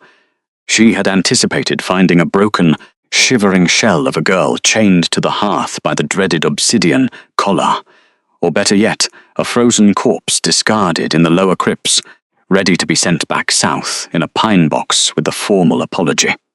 Instead, as the older woman raised her chin to survey the brutal architecture of the inner courtyard, her calculating eyes locked onto the high stone ramparts, Evadne stood near the edge of the battlements, observing the arriving carriage. She was not wearing the ragged, practical wool of a discarded servant anymore. She was draped in a massive, breathtaking mantle of black wolf fur, a garment strictly reserved for the recognized Luna of the pack. The heavy fur swallowed the freezing wind, wrapping her in absolute predatory warmth. Next to her stood the towering, terrifying figure of the Alpha King. Kalen was positioned deliberately close, his broad shoulder subtly overlapping hers in a classic, undeniable stance of absolute physical protection. The warlord's storm-cloud eyes tracked the stepmother's every movement with a cold, predatory lethality. Rowena's heavily painted lips thinned into a pale, bloodless line. A sickening jolt of sheer panic and deep, venomous rage twisted in her gut. Her despised stepdaughter was not broken, she was thriving. The quiet, invisible girl who had endured a decade of domestic torture was currently looking down at her from a position of supreme, untouchable authority. The older woman forced a sickeningly sweet smile onto her face, offering a shallow, mocking curtsy to the sovereign, but her mind was already racing, tearing through dozens of lethal contingencies. If the southern lords discovered that the girl they had thrown away possessed the strength to command the northern armies, Rowena's own political faction would be utterly annihilated. Her family would lose their lucrative trade routes, their influence, and possibly their heads. The stepmother was granted guest chambers in the eastern wing, far away from the royal suites.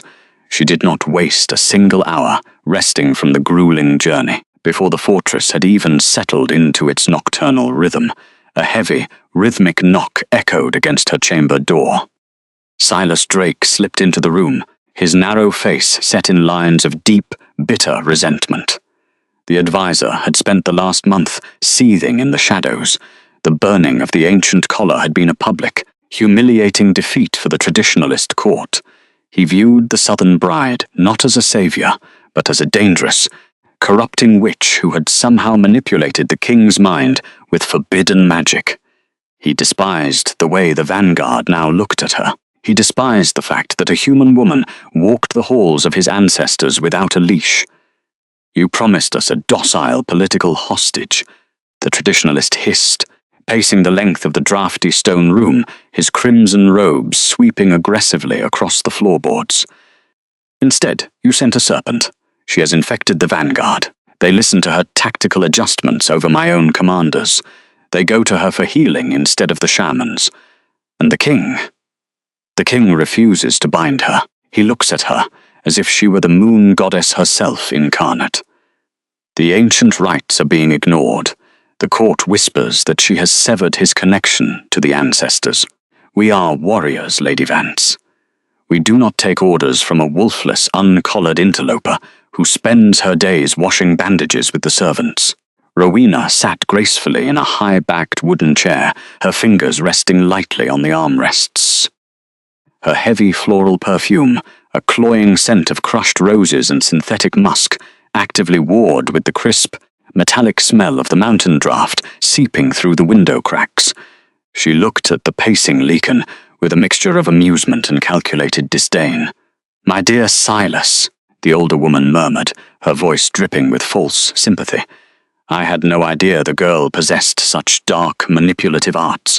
She was always so quiet, so unnervingly still at the estate. She must be using a form of blood witchcraft to cloud his senses. A tragedy, truly, that your mighty sovereign has fallen victim to a southern hex. It is a plague that must be surgically removed before it destroys your entire legacy." The advisor stopped pacing, his jaw clenched tight, a muscle ticking violently in his cheek. The magic she used in the medical ward, it was bright, yes, but uncatalogued, unregulated. If the wider court believed she was practicing dark arts to secure her throne, the traditionalists would have the legal right to demand her immediate execution, regardless of the king's personal attachment. A slow, terrifyingly predatory smile spread across Rowena's face. She reached into the deep, hidden pockets of her mink coat. Her elegant fingers produced a small, perfectly cylindrical glass vial, stoppered with black wax. The liquid inside was completely clear, but it possessed a strange, heavy viscosity, clinging to the glass like syrup. "Then we must force the witch to reveal her true, ugly nature to your entire court," the stepmother whispered, placing the vial gently on the wooden table between them. The sharp clink of the glass echoed ominously in the quiet room. This is a highly refined derivative of liquid silver banebane, harvested from the deepest, most toxic veins of the southern mountains. It is cut with concentrated nightshade to completely mask the metallic scent. It took my best apothecaries 6 months to stabilize the compound. It is designed to mimic a severe internal hemorrhage. If a lichen consumes it, their heart stops in seconds. Silas stared at the vial, his amber eyes narrowing as he analyzed the thick liquid. She is human. The silver will not freeze her cells as it does ours. Exactly, Rowena purred, leaning forward, the firelight catching the cruel glimmer in her eyes. It will not kill her instantly. It will cause catastrophic organ failure over the course of 3 minutes. It will burn her from the inside out, turning her blood to acid. The agony will be completely unbearable.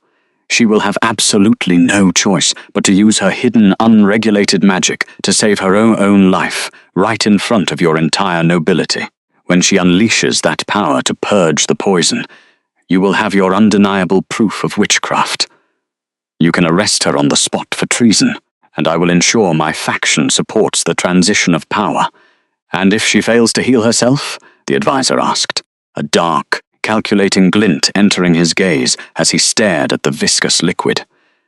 Then the pack is unfortunately relieved of a fragile, sickly bride who succumbed to the harsh northern winter, the older woman replied smoothly, leaning back into the shadows. Either way, your king is freed from her spell, and the natural order is restored. Outside the heavy oak doors of the guest chamber, the corridor was plunged into deep shadow. The temperature dropped significantly in this unused wing of the citadel, ice forming delicate, crystalline patterns along the mortar. Mina Finch stood perfectly still, her back pressed hard against the freezing stone wall. The young maid had been tasked with delivering fresh linens to the eastern wing, a mundane duty that had inadvertently placed her directly in the path of the conspiracy. She clutched the stack of white sheets so tightly to her chest that her knuckles were entirely bloodless.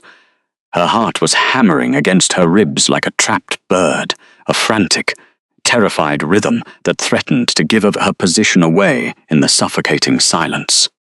Through the thick timber, she had barely caught the hushed, venomous tones, but she had distinctly smelled the faint, unmistakable odor of bitter almond and ozone leaking from the room when the vial was uncorked. It was a scent she recognized from the dark, locked cabinets of the Southern Estate's apothecary. The girl was shaking, the old paralyzing terror of the stepmother's cruelty threatening to root her to the floor. For years, Rowena Vance had ruled the servants with an iron fist, leaving scars on Mina's back that still ached in the cold. The heavy stack of linens pressed against her chest felt like a burial shroud. Her mind screamed at her to run, to fade into the background. That was how you survived the Southern Estate. You became a ghost, invisible, silent, but as she closed her eyes, the maid remembered the blinding, warm light inside the freezing carriage on the day they arrived. She remembered the quiet, unyielding dignity of the young bride who had shared her only blanket, the fierce protector who had saved her life when the entire world had left her to freeze.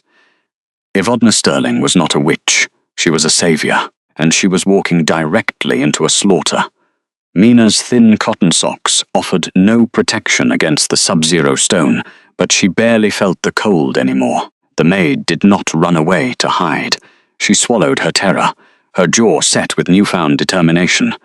Turning on her heel, she slipped silently down the corridor, her soft leather shoes making absolutely no sound against the stone.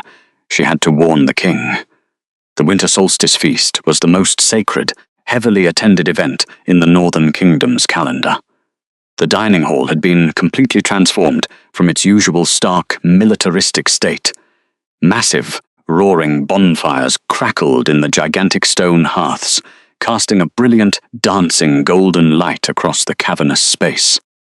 The air was thick, heavy, and saturated with the rich, dripping scents of spit-roasted boar glazed in wild mountain honey, the sharp tang of spiced winter wine boiling in iron cauldrons, and the stinging smoke of burning pine, Overlaid upon it all was the overwhelming physical heat of nearly 1,000 elite Lycan warriors packed shoulder to shoulder, their elevated body temperatures turning the massive hall into a sweltering furnace against the deadly winter raging outside the obsidian walls. Unlike the welcome banquet, the vanguard did not sit near the drafty iron doors. They had aggressively claimed the tables nearest the elevated stone dais, positioning themselves as a living, breathing shield wall around the high table. They drank heavily, banging their flagons against the wood, but their eyes constantly tracked the room. They were fiercely protective of the quiet southern bride, who had earned their absolute loyalty in the blood and gore of the medical wards. Sat in the grand, high-backed wooden chair directly to the right of the sovereign. She wore a gown of deep midnight blue wool, elegantly tailored but entirely practical, completely devoid of the fragile silk laces the stepmother had once forced upon her. Her analytical silver irises scanned the massive crowd with cold analytical precision, picking apart the micro-expressions of the attending nobility. To her right, Kalen radiated a massive, oppressive wave of territorial heat.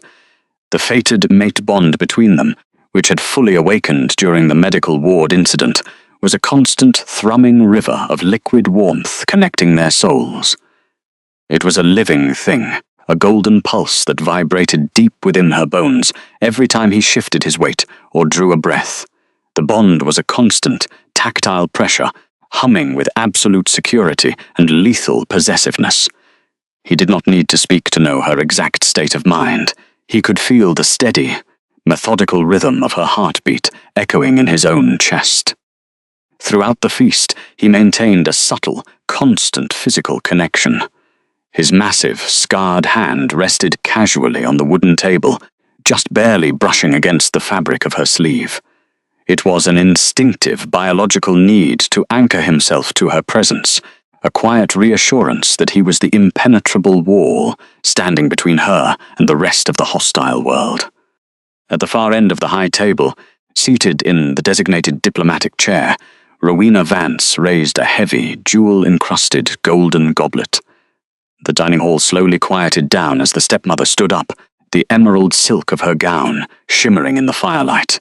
She projected an aura of deep maternal warmth that made Evadne's stomach twist with absolute revulsion. The lie was painted perfectly on her face. Noble warriors of the Frost Peak. Rowena's voice carried clearly across the cavernous room, expertly pitched to sound both humble and grand. I have travelled across the frozen wastes not just as an emissary, but as a mother, deeply concerned for the delicate flower we sent into your harsh, unforgiving winter. But seeing her now, seated by your mighty sovereign, my heart is finally at peace. I propose a toast to the union of North and South, to the health of the Alpha King, and to the long, prosperous life of his chosen bride. The traditionalist nobles at the upper tables murmured in polite agreement, raising their heavy wooden tankards. Silas Drake stepped forward from the shadows near the hearth. The advisor held a specialized silver tray, upon which rested 2 exquisite ceremonial chalices meant exclusively for the sovereign and his mate. He approached the high table, his head bowed in a perfect display of submissive respect, completely hiding the treacherous sneer curling his upper lip. He placed the first chalice before Kalen. Then he moved to Evadne, setting the second, slightly smaller cup directly in front of her. The liquid inside was a dark, rich crimson, perfectly mimicking the spiced winter wine served to the rest of the court. Evadne looked down at the chalice. Her analytical mind instantly began to process the microscopic anomalies in the environment. The heavy, cloying scent of crushed roses radiating from the stepmother was suddenly overpowering, deliberately masking the subtle, metallic tang in the air immediately surrounding the cup. She noticed the microscopic tremor in the advisor's fingers as he withdrew his hand, a twitch born of adrenaline, not reverence. She saw the way condensation gathered slightly differently on the rim of her glass compared to Kalen's, indicating a chemical variation in the liquid's freezing point. It was denser, heavier, Then she caught a sudden, frantic movement out of the corner of her eye. Near the heavy iron doors leading to the kitchens, Mina Finch was desperately trying to push her way through a solid wall of towering vanguard soldiers. The small maid was blocked, completely unable to reach the dais in time, her small fists beating against the armored backs of the warriors. But as Evadne caught her gaze, the terrified girl violently shook her head, her hand flying to her own throat in a universal, desperate pantomime of choking. Her mouth formed a single silent word: poison. The trap was set. The older woman had brought death into the monarch's own hall. Kaelan picked up his chalice, his storm cloud eyes locking onto Evadne. He felt a sudden, microscopic spike in her heart rate through the golden thread of the bond. His jaw tightened instantly, his enhanced senses flaring as he scanned the room for the source of her distress. "Evadne," he murmured, his deep baritone vibrating only for her, a low rumble of inquiry. "What is it?" She did not look at him. She looked directly across the high table, meeting Rowena's triumphant, expectant gaze. The stepmother was waiting for the hesitation. She was waiting for the southern bride to refuse the cup, to cause a public diplomatic incident that would fracture the alliance, or to drink and die screaming in front of the entire kingdom. It was a checkmate position designed by a master manipulator. Running was a temporary solution. Submitting was entirely out of the question. Evadne reached out, her slender, bare fingers wrapped elegantly around the stem of the poisoned chalice. She did not tremble. She did not break eye contact with the woman who had tormented her for a decade. She kept her spine perfectly straight. "To the truth," Evadne stated softly, her voice perfectly level, yet it carried an icy, terrifying authority that sliced through the ambient noise of the hall, making the surrounding vanguard soldiers instantly sit up straighter, their instincts recognizing the command of an apex predator. She brought the rim of the chalice to her lips. She drank. The liquid hit her tongue. It was a catastrophic, agonizing assault. The highly refined silverbane did not taste like wine. It tasted like liquid nitrogen, a freezing, brutal chemical burn that instantly sought to paralyze her vocal cords and shred her esophageal lining. The concentrated nightshade hit her nervous system like a sledgehammer. Her muscles locked instantly as a horrific jagged ice began to claw its way down her throat, attempting to shut down her heart, stall her lungs, and freeze the blood in her veins before she could even draw another breath. The microscopic silver particles acted like razor blades, aggressively shredding the delicate tissues of her internal organs in a matter of seconds. An unnatural, suffocating coldness ripped through her chest, completely alien to the warm safety of the hall, attempting to turn her core temperature to absolute zero. But Evadne did not choke. She did not drop the cup. She did not scream. Deep within her chest, resting heavily against her collarbone, beneath the wool fabric, the enchanted amulet did not merely react to the lethal threat. It detonated. The ancient suppressed magic recognized the catastrophic internal damage and responded with absolute, apocalyptic violence. The freezing poison was met immediately by an overwhelming, surging tide of raw heat. Evadne's storm-glass grey eyes vanished entirely, replaced by a blinding, radiant, terrifying molten gold. The entire dining hall gasped collectively as a massive, concussive wave of thermal pressure exploded outward from the high table. It was not a dark, creeping witchcraft. It was a blinding, flawless dome of pure solar light that instantly obliterated every shadow in the cavernous room. The sheer intensity of the ambient heat was staggering, mimicking the physical weight of a midday desert sun crashing directly into the frozen mountain peak. The warring temperatures inside Evadne's body raged violently. The freezing silverbane fought against the roaring river of solar magic coursing through her veins, but the poison never stood a chance. The ancient light boiled her blood, incinerating the microscopic toxins upon contact. The silver chalice in Evadne's hand began to glow cherry red, then white-hot. She did not let go. Her skin, protected by the internal inferno, was entirely unharmed as the solid metal simply lost its structural integrity. The cup melted like wax, dripping through her fingers onto the stone floor in sizzling, glowing droplets. The poison inside never reached her stomach. The liquid Silverbane Bane and Nightshade were caught in the crossfire of the raw divine heat. Black, putrid smoke erupted violently from her lips and the melting cup, the toxic compound instantly incinerated into a harmless, fine black ash that drifted down onto the pristine white tablecloth. The scent of bitter almond was completely erased, replaced by the crisp, overwhelming smell of sun-baked earth and ozone. The surrounding lichens were thrown into absolute panic. The vanguard soldiers threw up their arms, shielding their eyes from the blinding radiance, their instincts screaming at them to submit to the overwhelming power. Chairs scraped violently against the stone floor as the traditionalist nobles recoiled in shock, completely blinded by the flare of light. Evadna stood up. The blinding dome of light slowly retracted, pulling back into her skin, leaving only the fierce, unyielding molten gold burning in her eyes. She breathed out a final plume of grey smoke, her chest heaving as the last remnants of the poison were purged from her system. Yet her posture remained flawless. She looked like a goddess of war forged in a dying star, completely untouched by the lethal venom meant to tear her apart. The dining hall was plunged into absolute, terrified silence. The traditionalist nobles, who had been prepared to decry her as a witch, were completely paralyzed. There was no mistaking the nature of the power they had just witnessed. It was not the dark, corrupted energy of blood magic.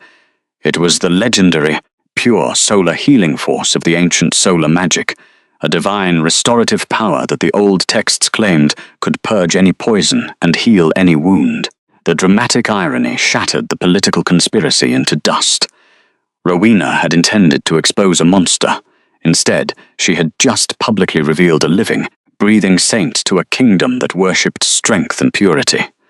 Through the fated mate bond, the horrific, freezing spike of the initial poison strike hit Kaelin's chest with the force of a battering ram.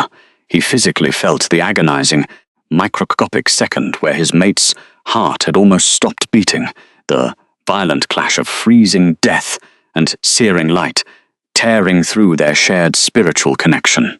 The reaction of the Alpha King was not a slow, calculating political maneuver. It was a masterclass in feral, unleashed terror and explosive, catastrophic violence.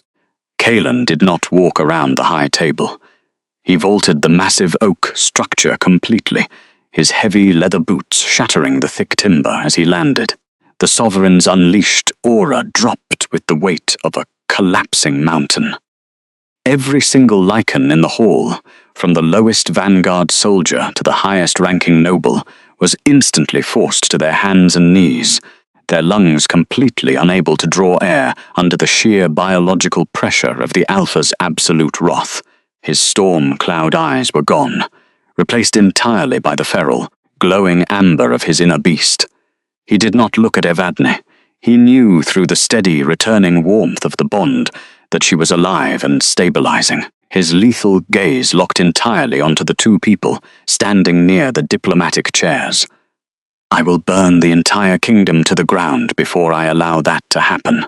Kaelin's voice was a guttural, demonic vibration that shook the dust from the heavy stone rafters.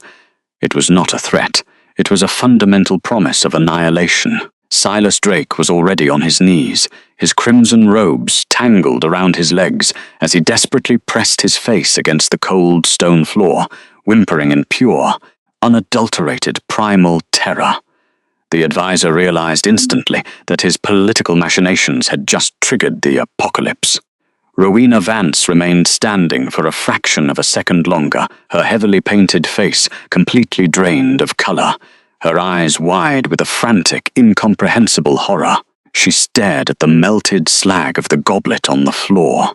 She looked at the glowing, golden-eyed sovereign standing before her, realizing with absolute terror that she had not exposed a fragile human, but crowned an untouchable queen. The heavy stone of the dining hall seemed to groan under the sheer, unadulterated weight of the Alpha King's unleashed aura. Kaelin Thorne did not merely walk toward the diplomatic table. He moved with the terrifying, inevitable momentum of an avalanche. Every stride he took devoured the distance, his heavy leather boots crushing the fallen goblets and scattered wooden plates of the paralyzed traditionalists.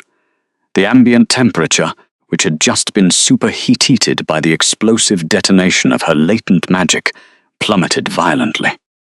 Frost began to spiderweb rapidly across the polished stone floor, creeping up the legs of the heavy oak chairs, tracking the exact path of the sovereign's lethal intent. Rowena Vance could not breathe. The older woman's chest heaved frantically, her lungs desperately fighting against the biological vacuum created by the Alpha's absolute dominance. The sickeningly sweet scent of her crushed rose perfume was completely obliterated, replaced by the sharp metallic tang of ozone and pure predatory wrath. Her heavily painted lips parted, attempting to form a lie, a plea, an excuse, but her vocal cords were paralyzed. The crushing pressure forced her down. First her shoulders bowed, then her spine curved, and finally, the heavy layers of imported white mink trembled violently as her knees gave out. She collapsed onto the cold stone, the exquisite emerald silk of her gown soaking up the spilled winter wine like fresh blood. Silas Drake was already weeping. The advisor's face was pressed so hard against the floorboards that his cheekbone threatened to shatter. He was an elite Lycan, a lord of the ancient court, but in the face of his king's fully realized feral beast, he was nothing more than a terrified pup. The melted slag of the poisoned chalice lay cooling just inches from his outstretched, trembling fingers, a permanent, damning monument to his treason. Kalen stopped directly above them. The golden thread of the mate bond, pulsing heavily in the back of his mind, was the only thing anchoring his humanity to the earth. Without it, his inner wolf would have already torn the conspirators apart, painting the tapestries with their blood. His immense hands flexed, the thick tendons in his forearms pulling tight. He glared at the kneeling stepmother, his glowing amber eyes entirely devoid of mercy. A political alliance, the warlord murmured. The volume of his voice was deceptively low, a deep, gravelly vibration that resonated in the marrow of every soldier present, a gesture of goodwill from the southern houses. That was the premise upon which you crossed my borders, Rowena Vance. Yet you brought liquid Silverbane into my sanctuary. You attempted to assassinate my mate in front of my vanguard. Rowena shook her head wildly, her elaborate updo unraveling, dark hair falling across her pale, sweat-drenched face. No, she gasped, the word tearing from her throat like crushed glass. It was the advisor, Silas. He poured the wine. He despised her. I knew nothing of this. It was the predictable, cowardly defense of a cornered manipulator. She immediately threw her only ally into the jaws of the beast to save her own skin. Silas let out a pathetic, strangled sob, desperately trying to raise his head. She lies. The poison was hers. She brought it in a black waxed vial. She said the human would die, and we could blame the winter.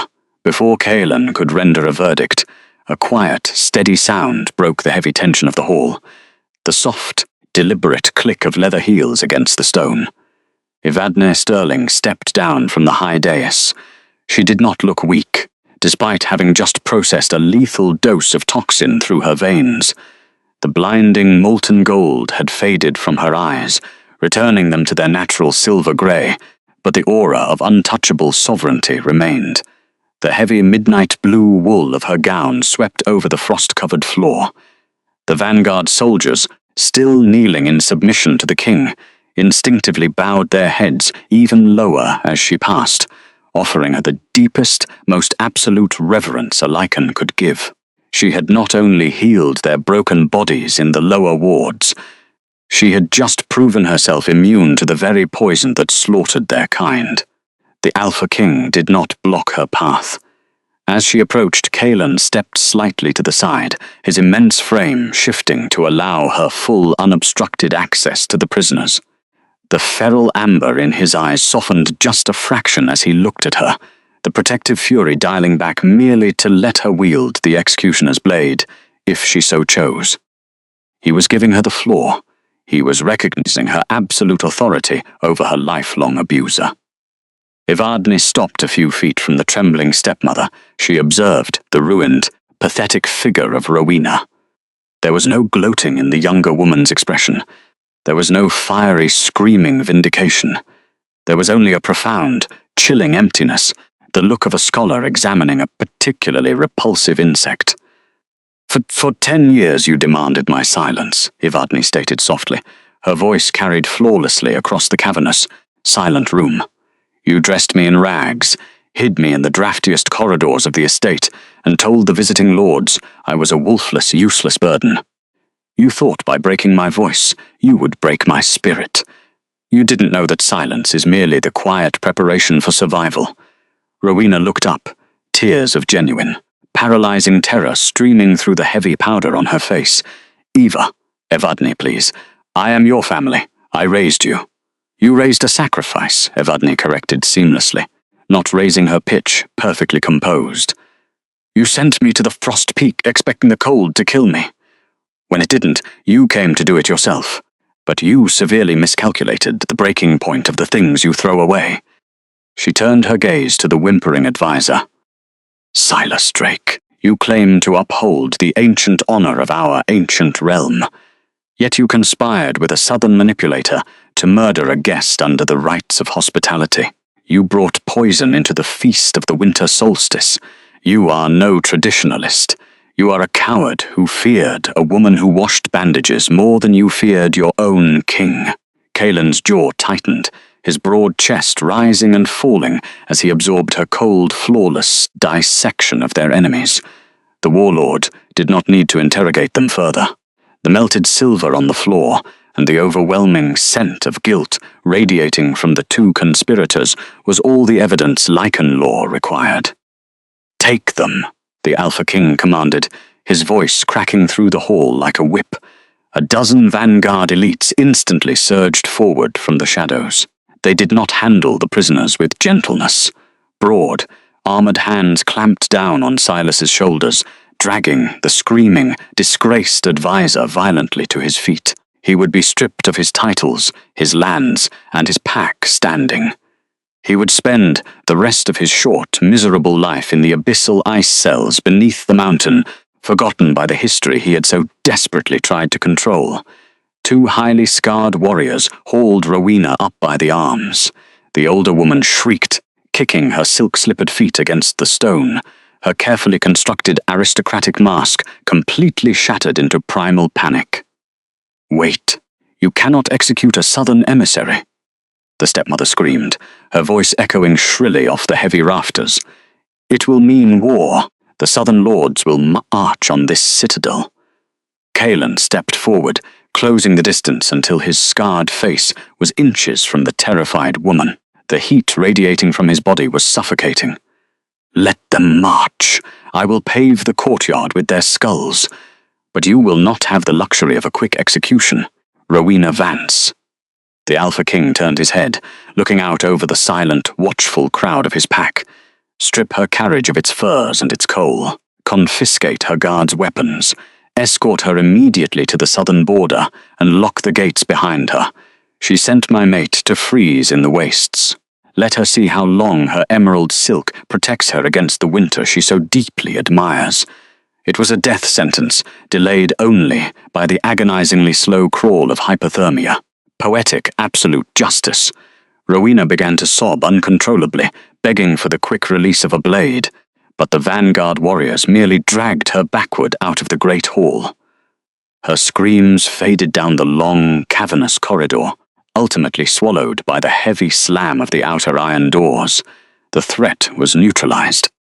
The hall was completely cleansed of the conspiracy, yet the heavy, breathless tension in the room did not dissipate. The thousands of elite warriors remained perfectly still, their eyes fixed on the high dais. They knew what had to happen next.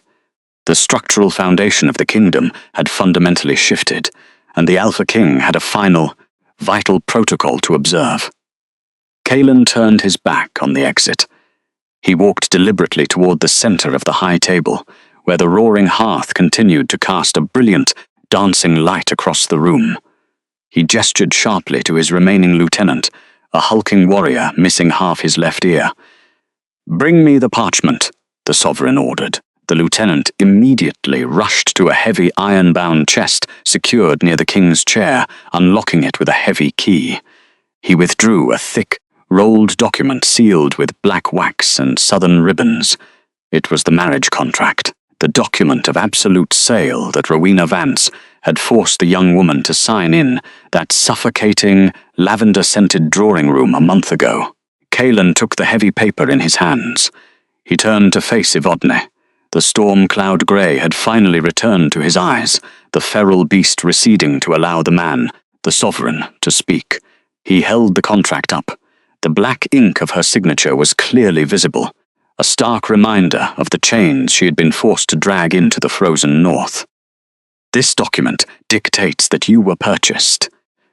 Kalen's deep voice resonated through the absolute silence of the dining hall, ensuring every single Lycan present heard the declaration. "It dictates that you are a political hostage, that you belong to the Frost Peak by force, bound by silver and ink to serve the crown without question." Evadne stood perfectly still, her hands clasped loosely in front of her. The latent warmth of the silver sunstone still hummed faintly against her collarbone, but the violent rush of magic had entirely passed, leaving behind a deep, bone-weary exhaustion. Yet she did not let her posture falter. She watched the towering warlord, trusting the steady, protective rhythm of his heartbeat echoing through their bond. Kalen looked directly into her eyes. Without breaking her gaze, he turned his hands and dropped the heavy parchment directly into the roaring flames of the immense hearth. The dry paper caught instantly. The black wax hissed and popped, the southern ribbons curling into dark, unrecognizable ash within seconds. The symbol of her enslavement was incinerated, completely wiped from existence. Then the Alpha King did the impossible. The terrifying monument of a man, the warlord who had conquered half the continent and bathed in the blood of his enemies, slowly lowered his frame.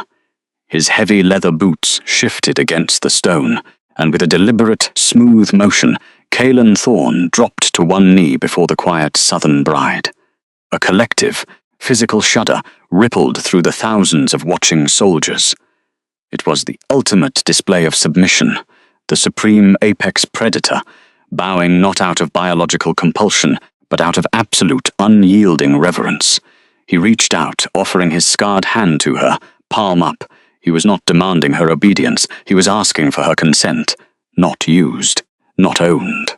"Chosen." The Alpha King repeated her own words back to her, his voice rough with an emotion he had buried for a lifetime. The jagged white scar on his cheek caught the firelight, proof of a life of brutal violence that he was entirely willing to lay down at her feet. "I do not want a hostage, Evadne. I do not want a political pawn. I ask you, as a free woman, to take my hand, to be the Luna of this pack, the keeper of my beast, and the only queen this mountain will ever recognize." The dramatic irony of the moment was completely staggering.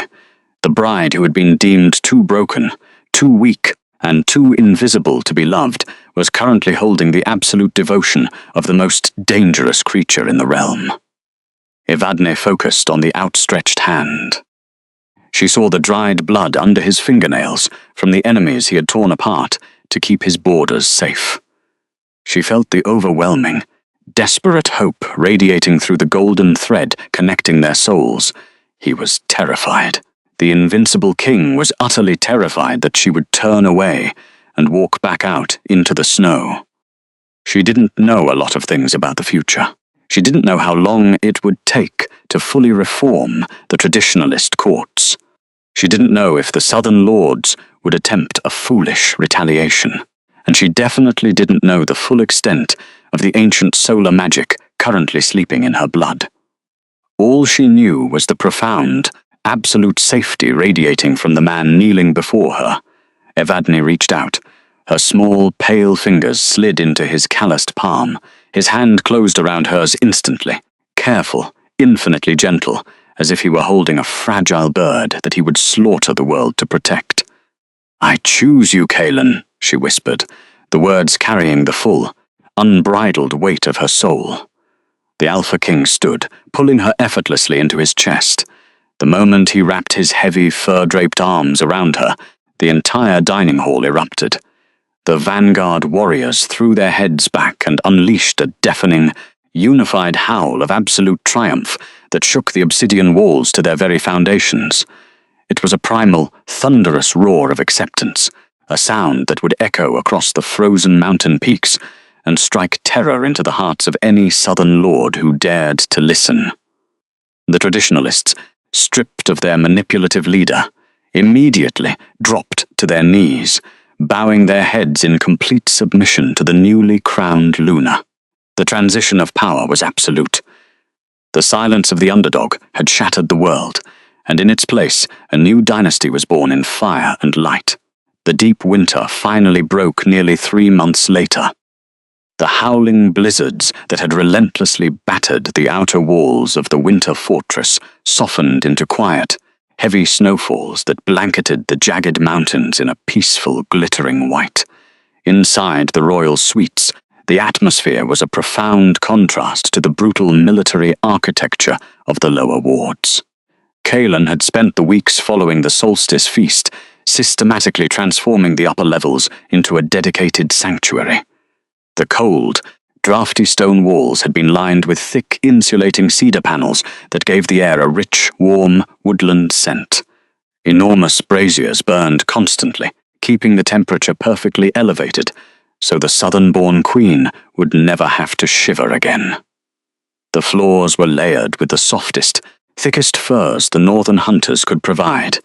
It was a true nesting room, a private, impenetrable fortress within the fortress, designed solely for her absolute comfort and security. Mina Finch, no longer a terrified, shivering maid, walked confidently through the corridors, holding a stack of freshly laundered linens. She had been elevated to the position of head of the royal household, protected fiercely by the vanguard, who treated the small girl like an adopted younger sister. The scars on her back from the southern estate were slowly fading, replaced by the quiet, undeniable confidence of someone who knew they belonged. Evadne stood by the reinforced glass window, looking out over the snow-covered courtyard below. She wore a simple, elegant gown of soft grey wool, the silver sunstone resting openly and proudly against her collarbone. The artifact didn't need to be hidden anymore. The kingdom knew her power, and they revered it. She watched the elite Lycan warriors conducting their morning drills, moving with precise, lethal efficiency. A sudden, heavy warmth pressed against her back, 2 heavy arms wrapped securely around her waist, pulling her flush against a solid, heavily muscled chest. Kaelan buried his face in the crook of her neck, inhaling deeply, his enhanced senses grounding themselves in the clean, subtle scent of cedar and ozone that was uniquely hers. "You should be resting," the Alpha King murmured, his deep baritone vibrating pleasantly against her spine. His large hands rested gently over her lower abdomen, a quiet, protective gesture that made the golden thread of their mate bond hum with a fierce, possessive joy. Evadne leaned back into his embrace, her hands coming up to rest over his. She smiled, a rare, genuine expression that finally reached the storm-glass grey of her eyes. "I am resting," she replied softly, turning her head just enough to press a quiet kiss to the jagged white scar on his jaw. "But the pups are restless today." Kaelan's breath hitched. It was a deeply vulnerable, entirely human sound that he reserved only for her. His large hands mapped the subtle, unmistakable swell of her stomach with absolute reverence. He had spent his entire life preparing for war, anticipating betrayal, and bracing for the endless winter. He had never prepared for this. He had never prepared for the profound, overwhelming warmth of a future he had once believed impossible. "They will be strong," he murmured, his voice thick with a fierce, protective emotion. "Like their mother, and they will be loved," Evadne answered firmly. It was not just a statement, it was a vow, a solemn promise to break the cycle of cruelty and silence that had nearly destroyed them both. She rested her head against his chest, letting the steady, powerful rhythm of his heartbeat ground her completely. She had stepped aside once, believing herself unworthy, She would never step aside again. The long, freezing winter of her exile was over. The reign of the true Luna had begun. Thank you for joining our sanctuary tonight to listen to this story. If you enjoyed the journey, let me know in the comments below. Where are you listening from tonight?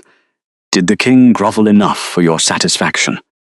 Your thoughts mean more than you know, and if you want to hear more stories of quiet strength, intense devotion, and absolute redemption, make sure to subscribe and join our pack.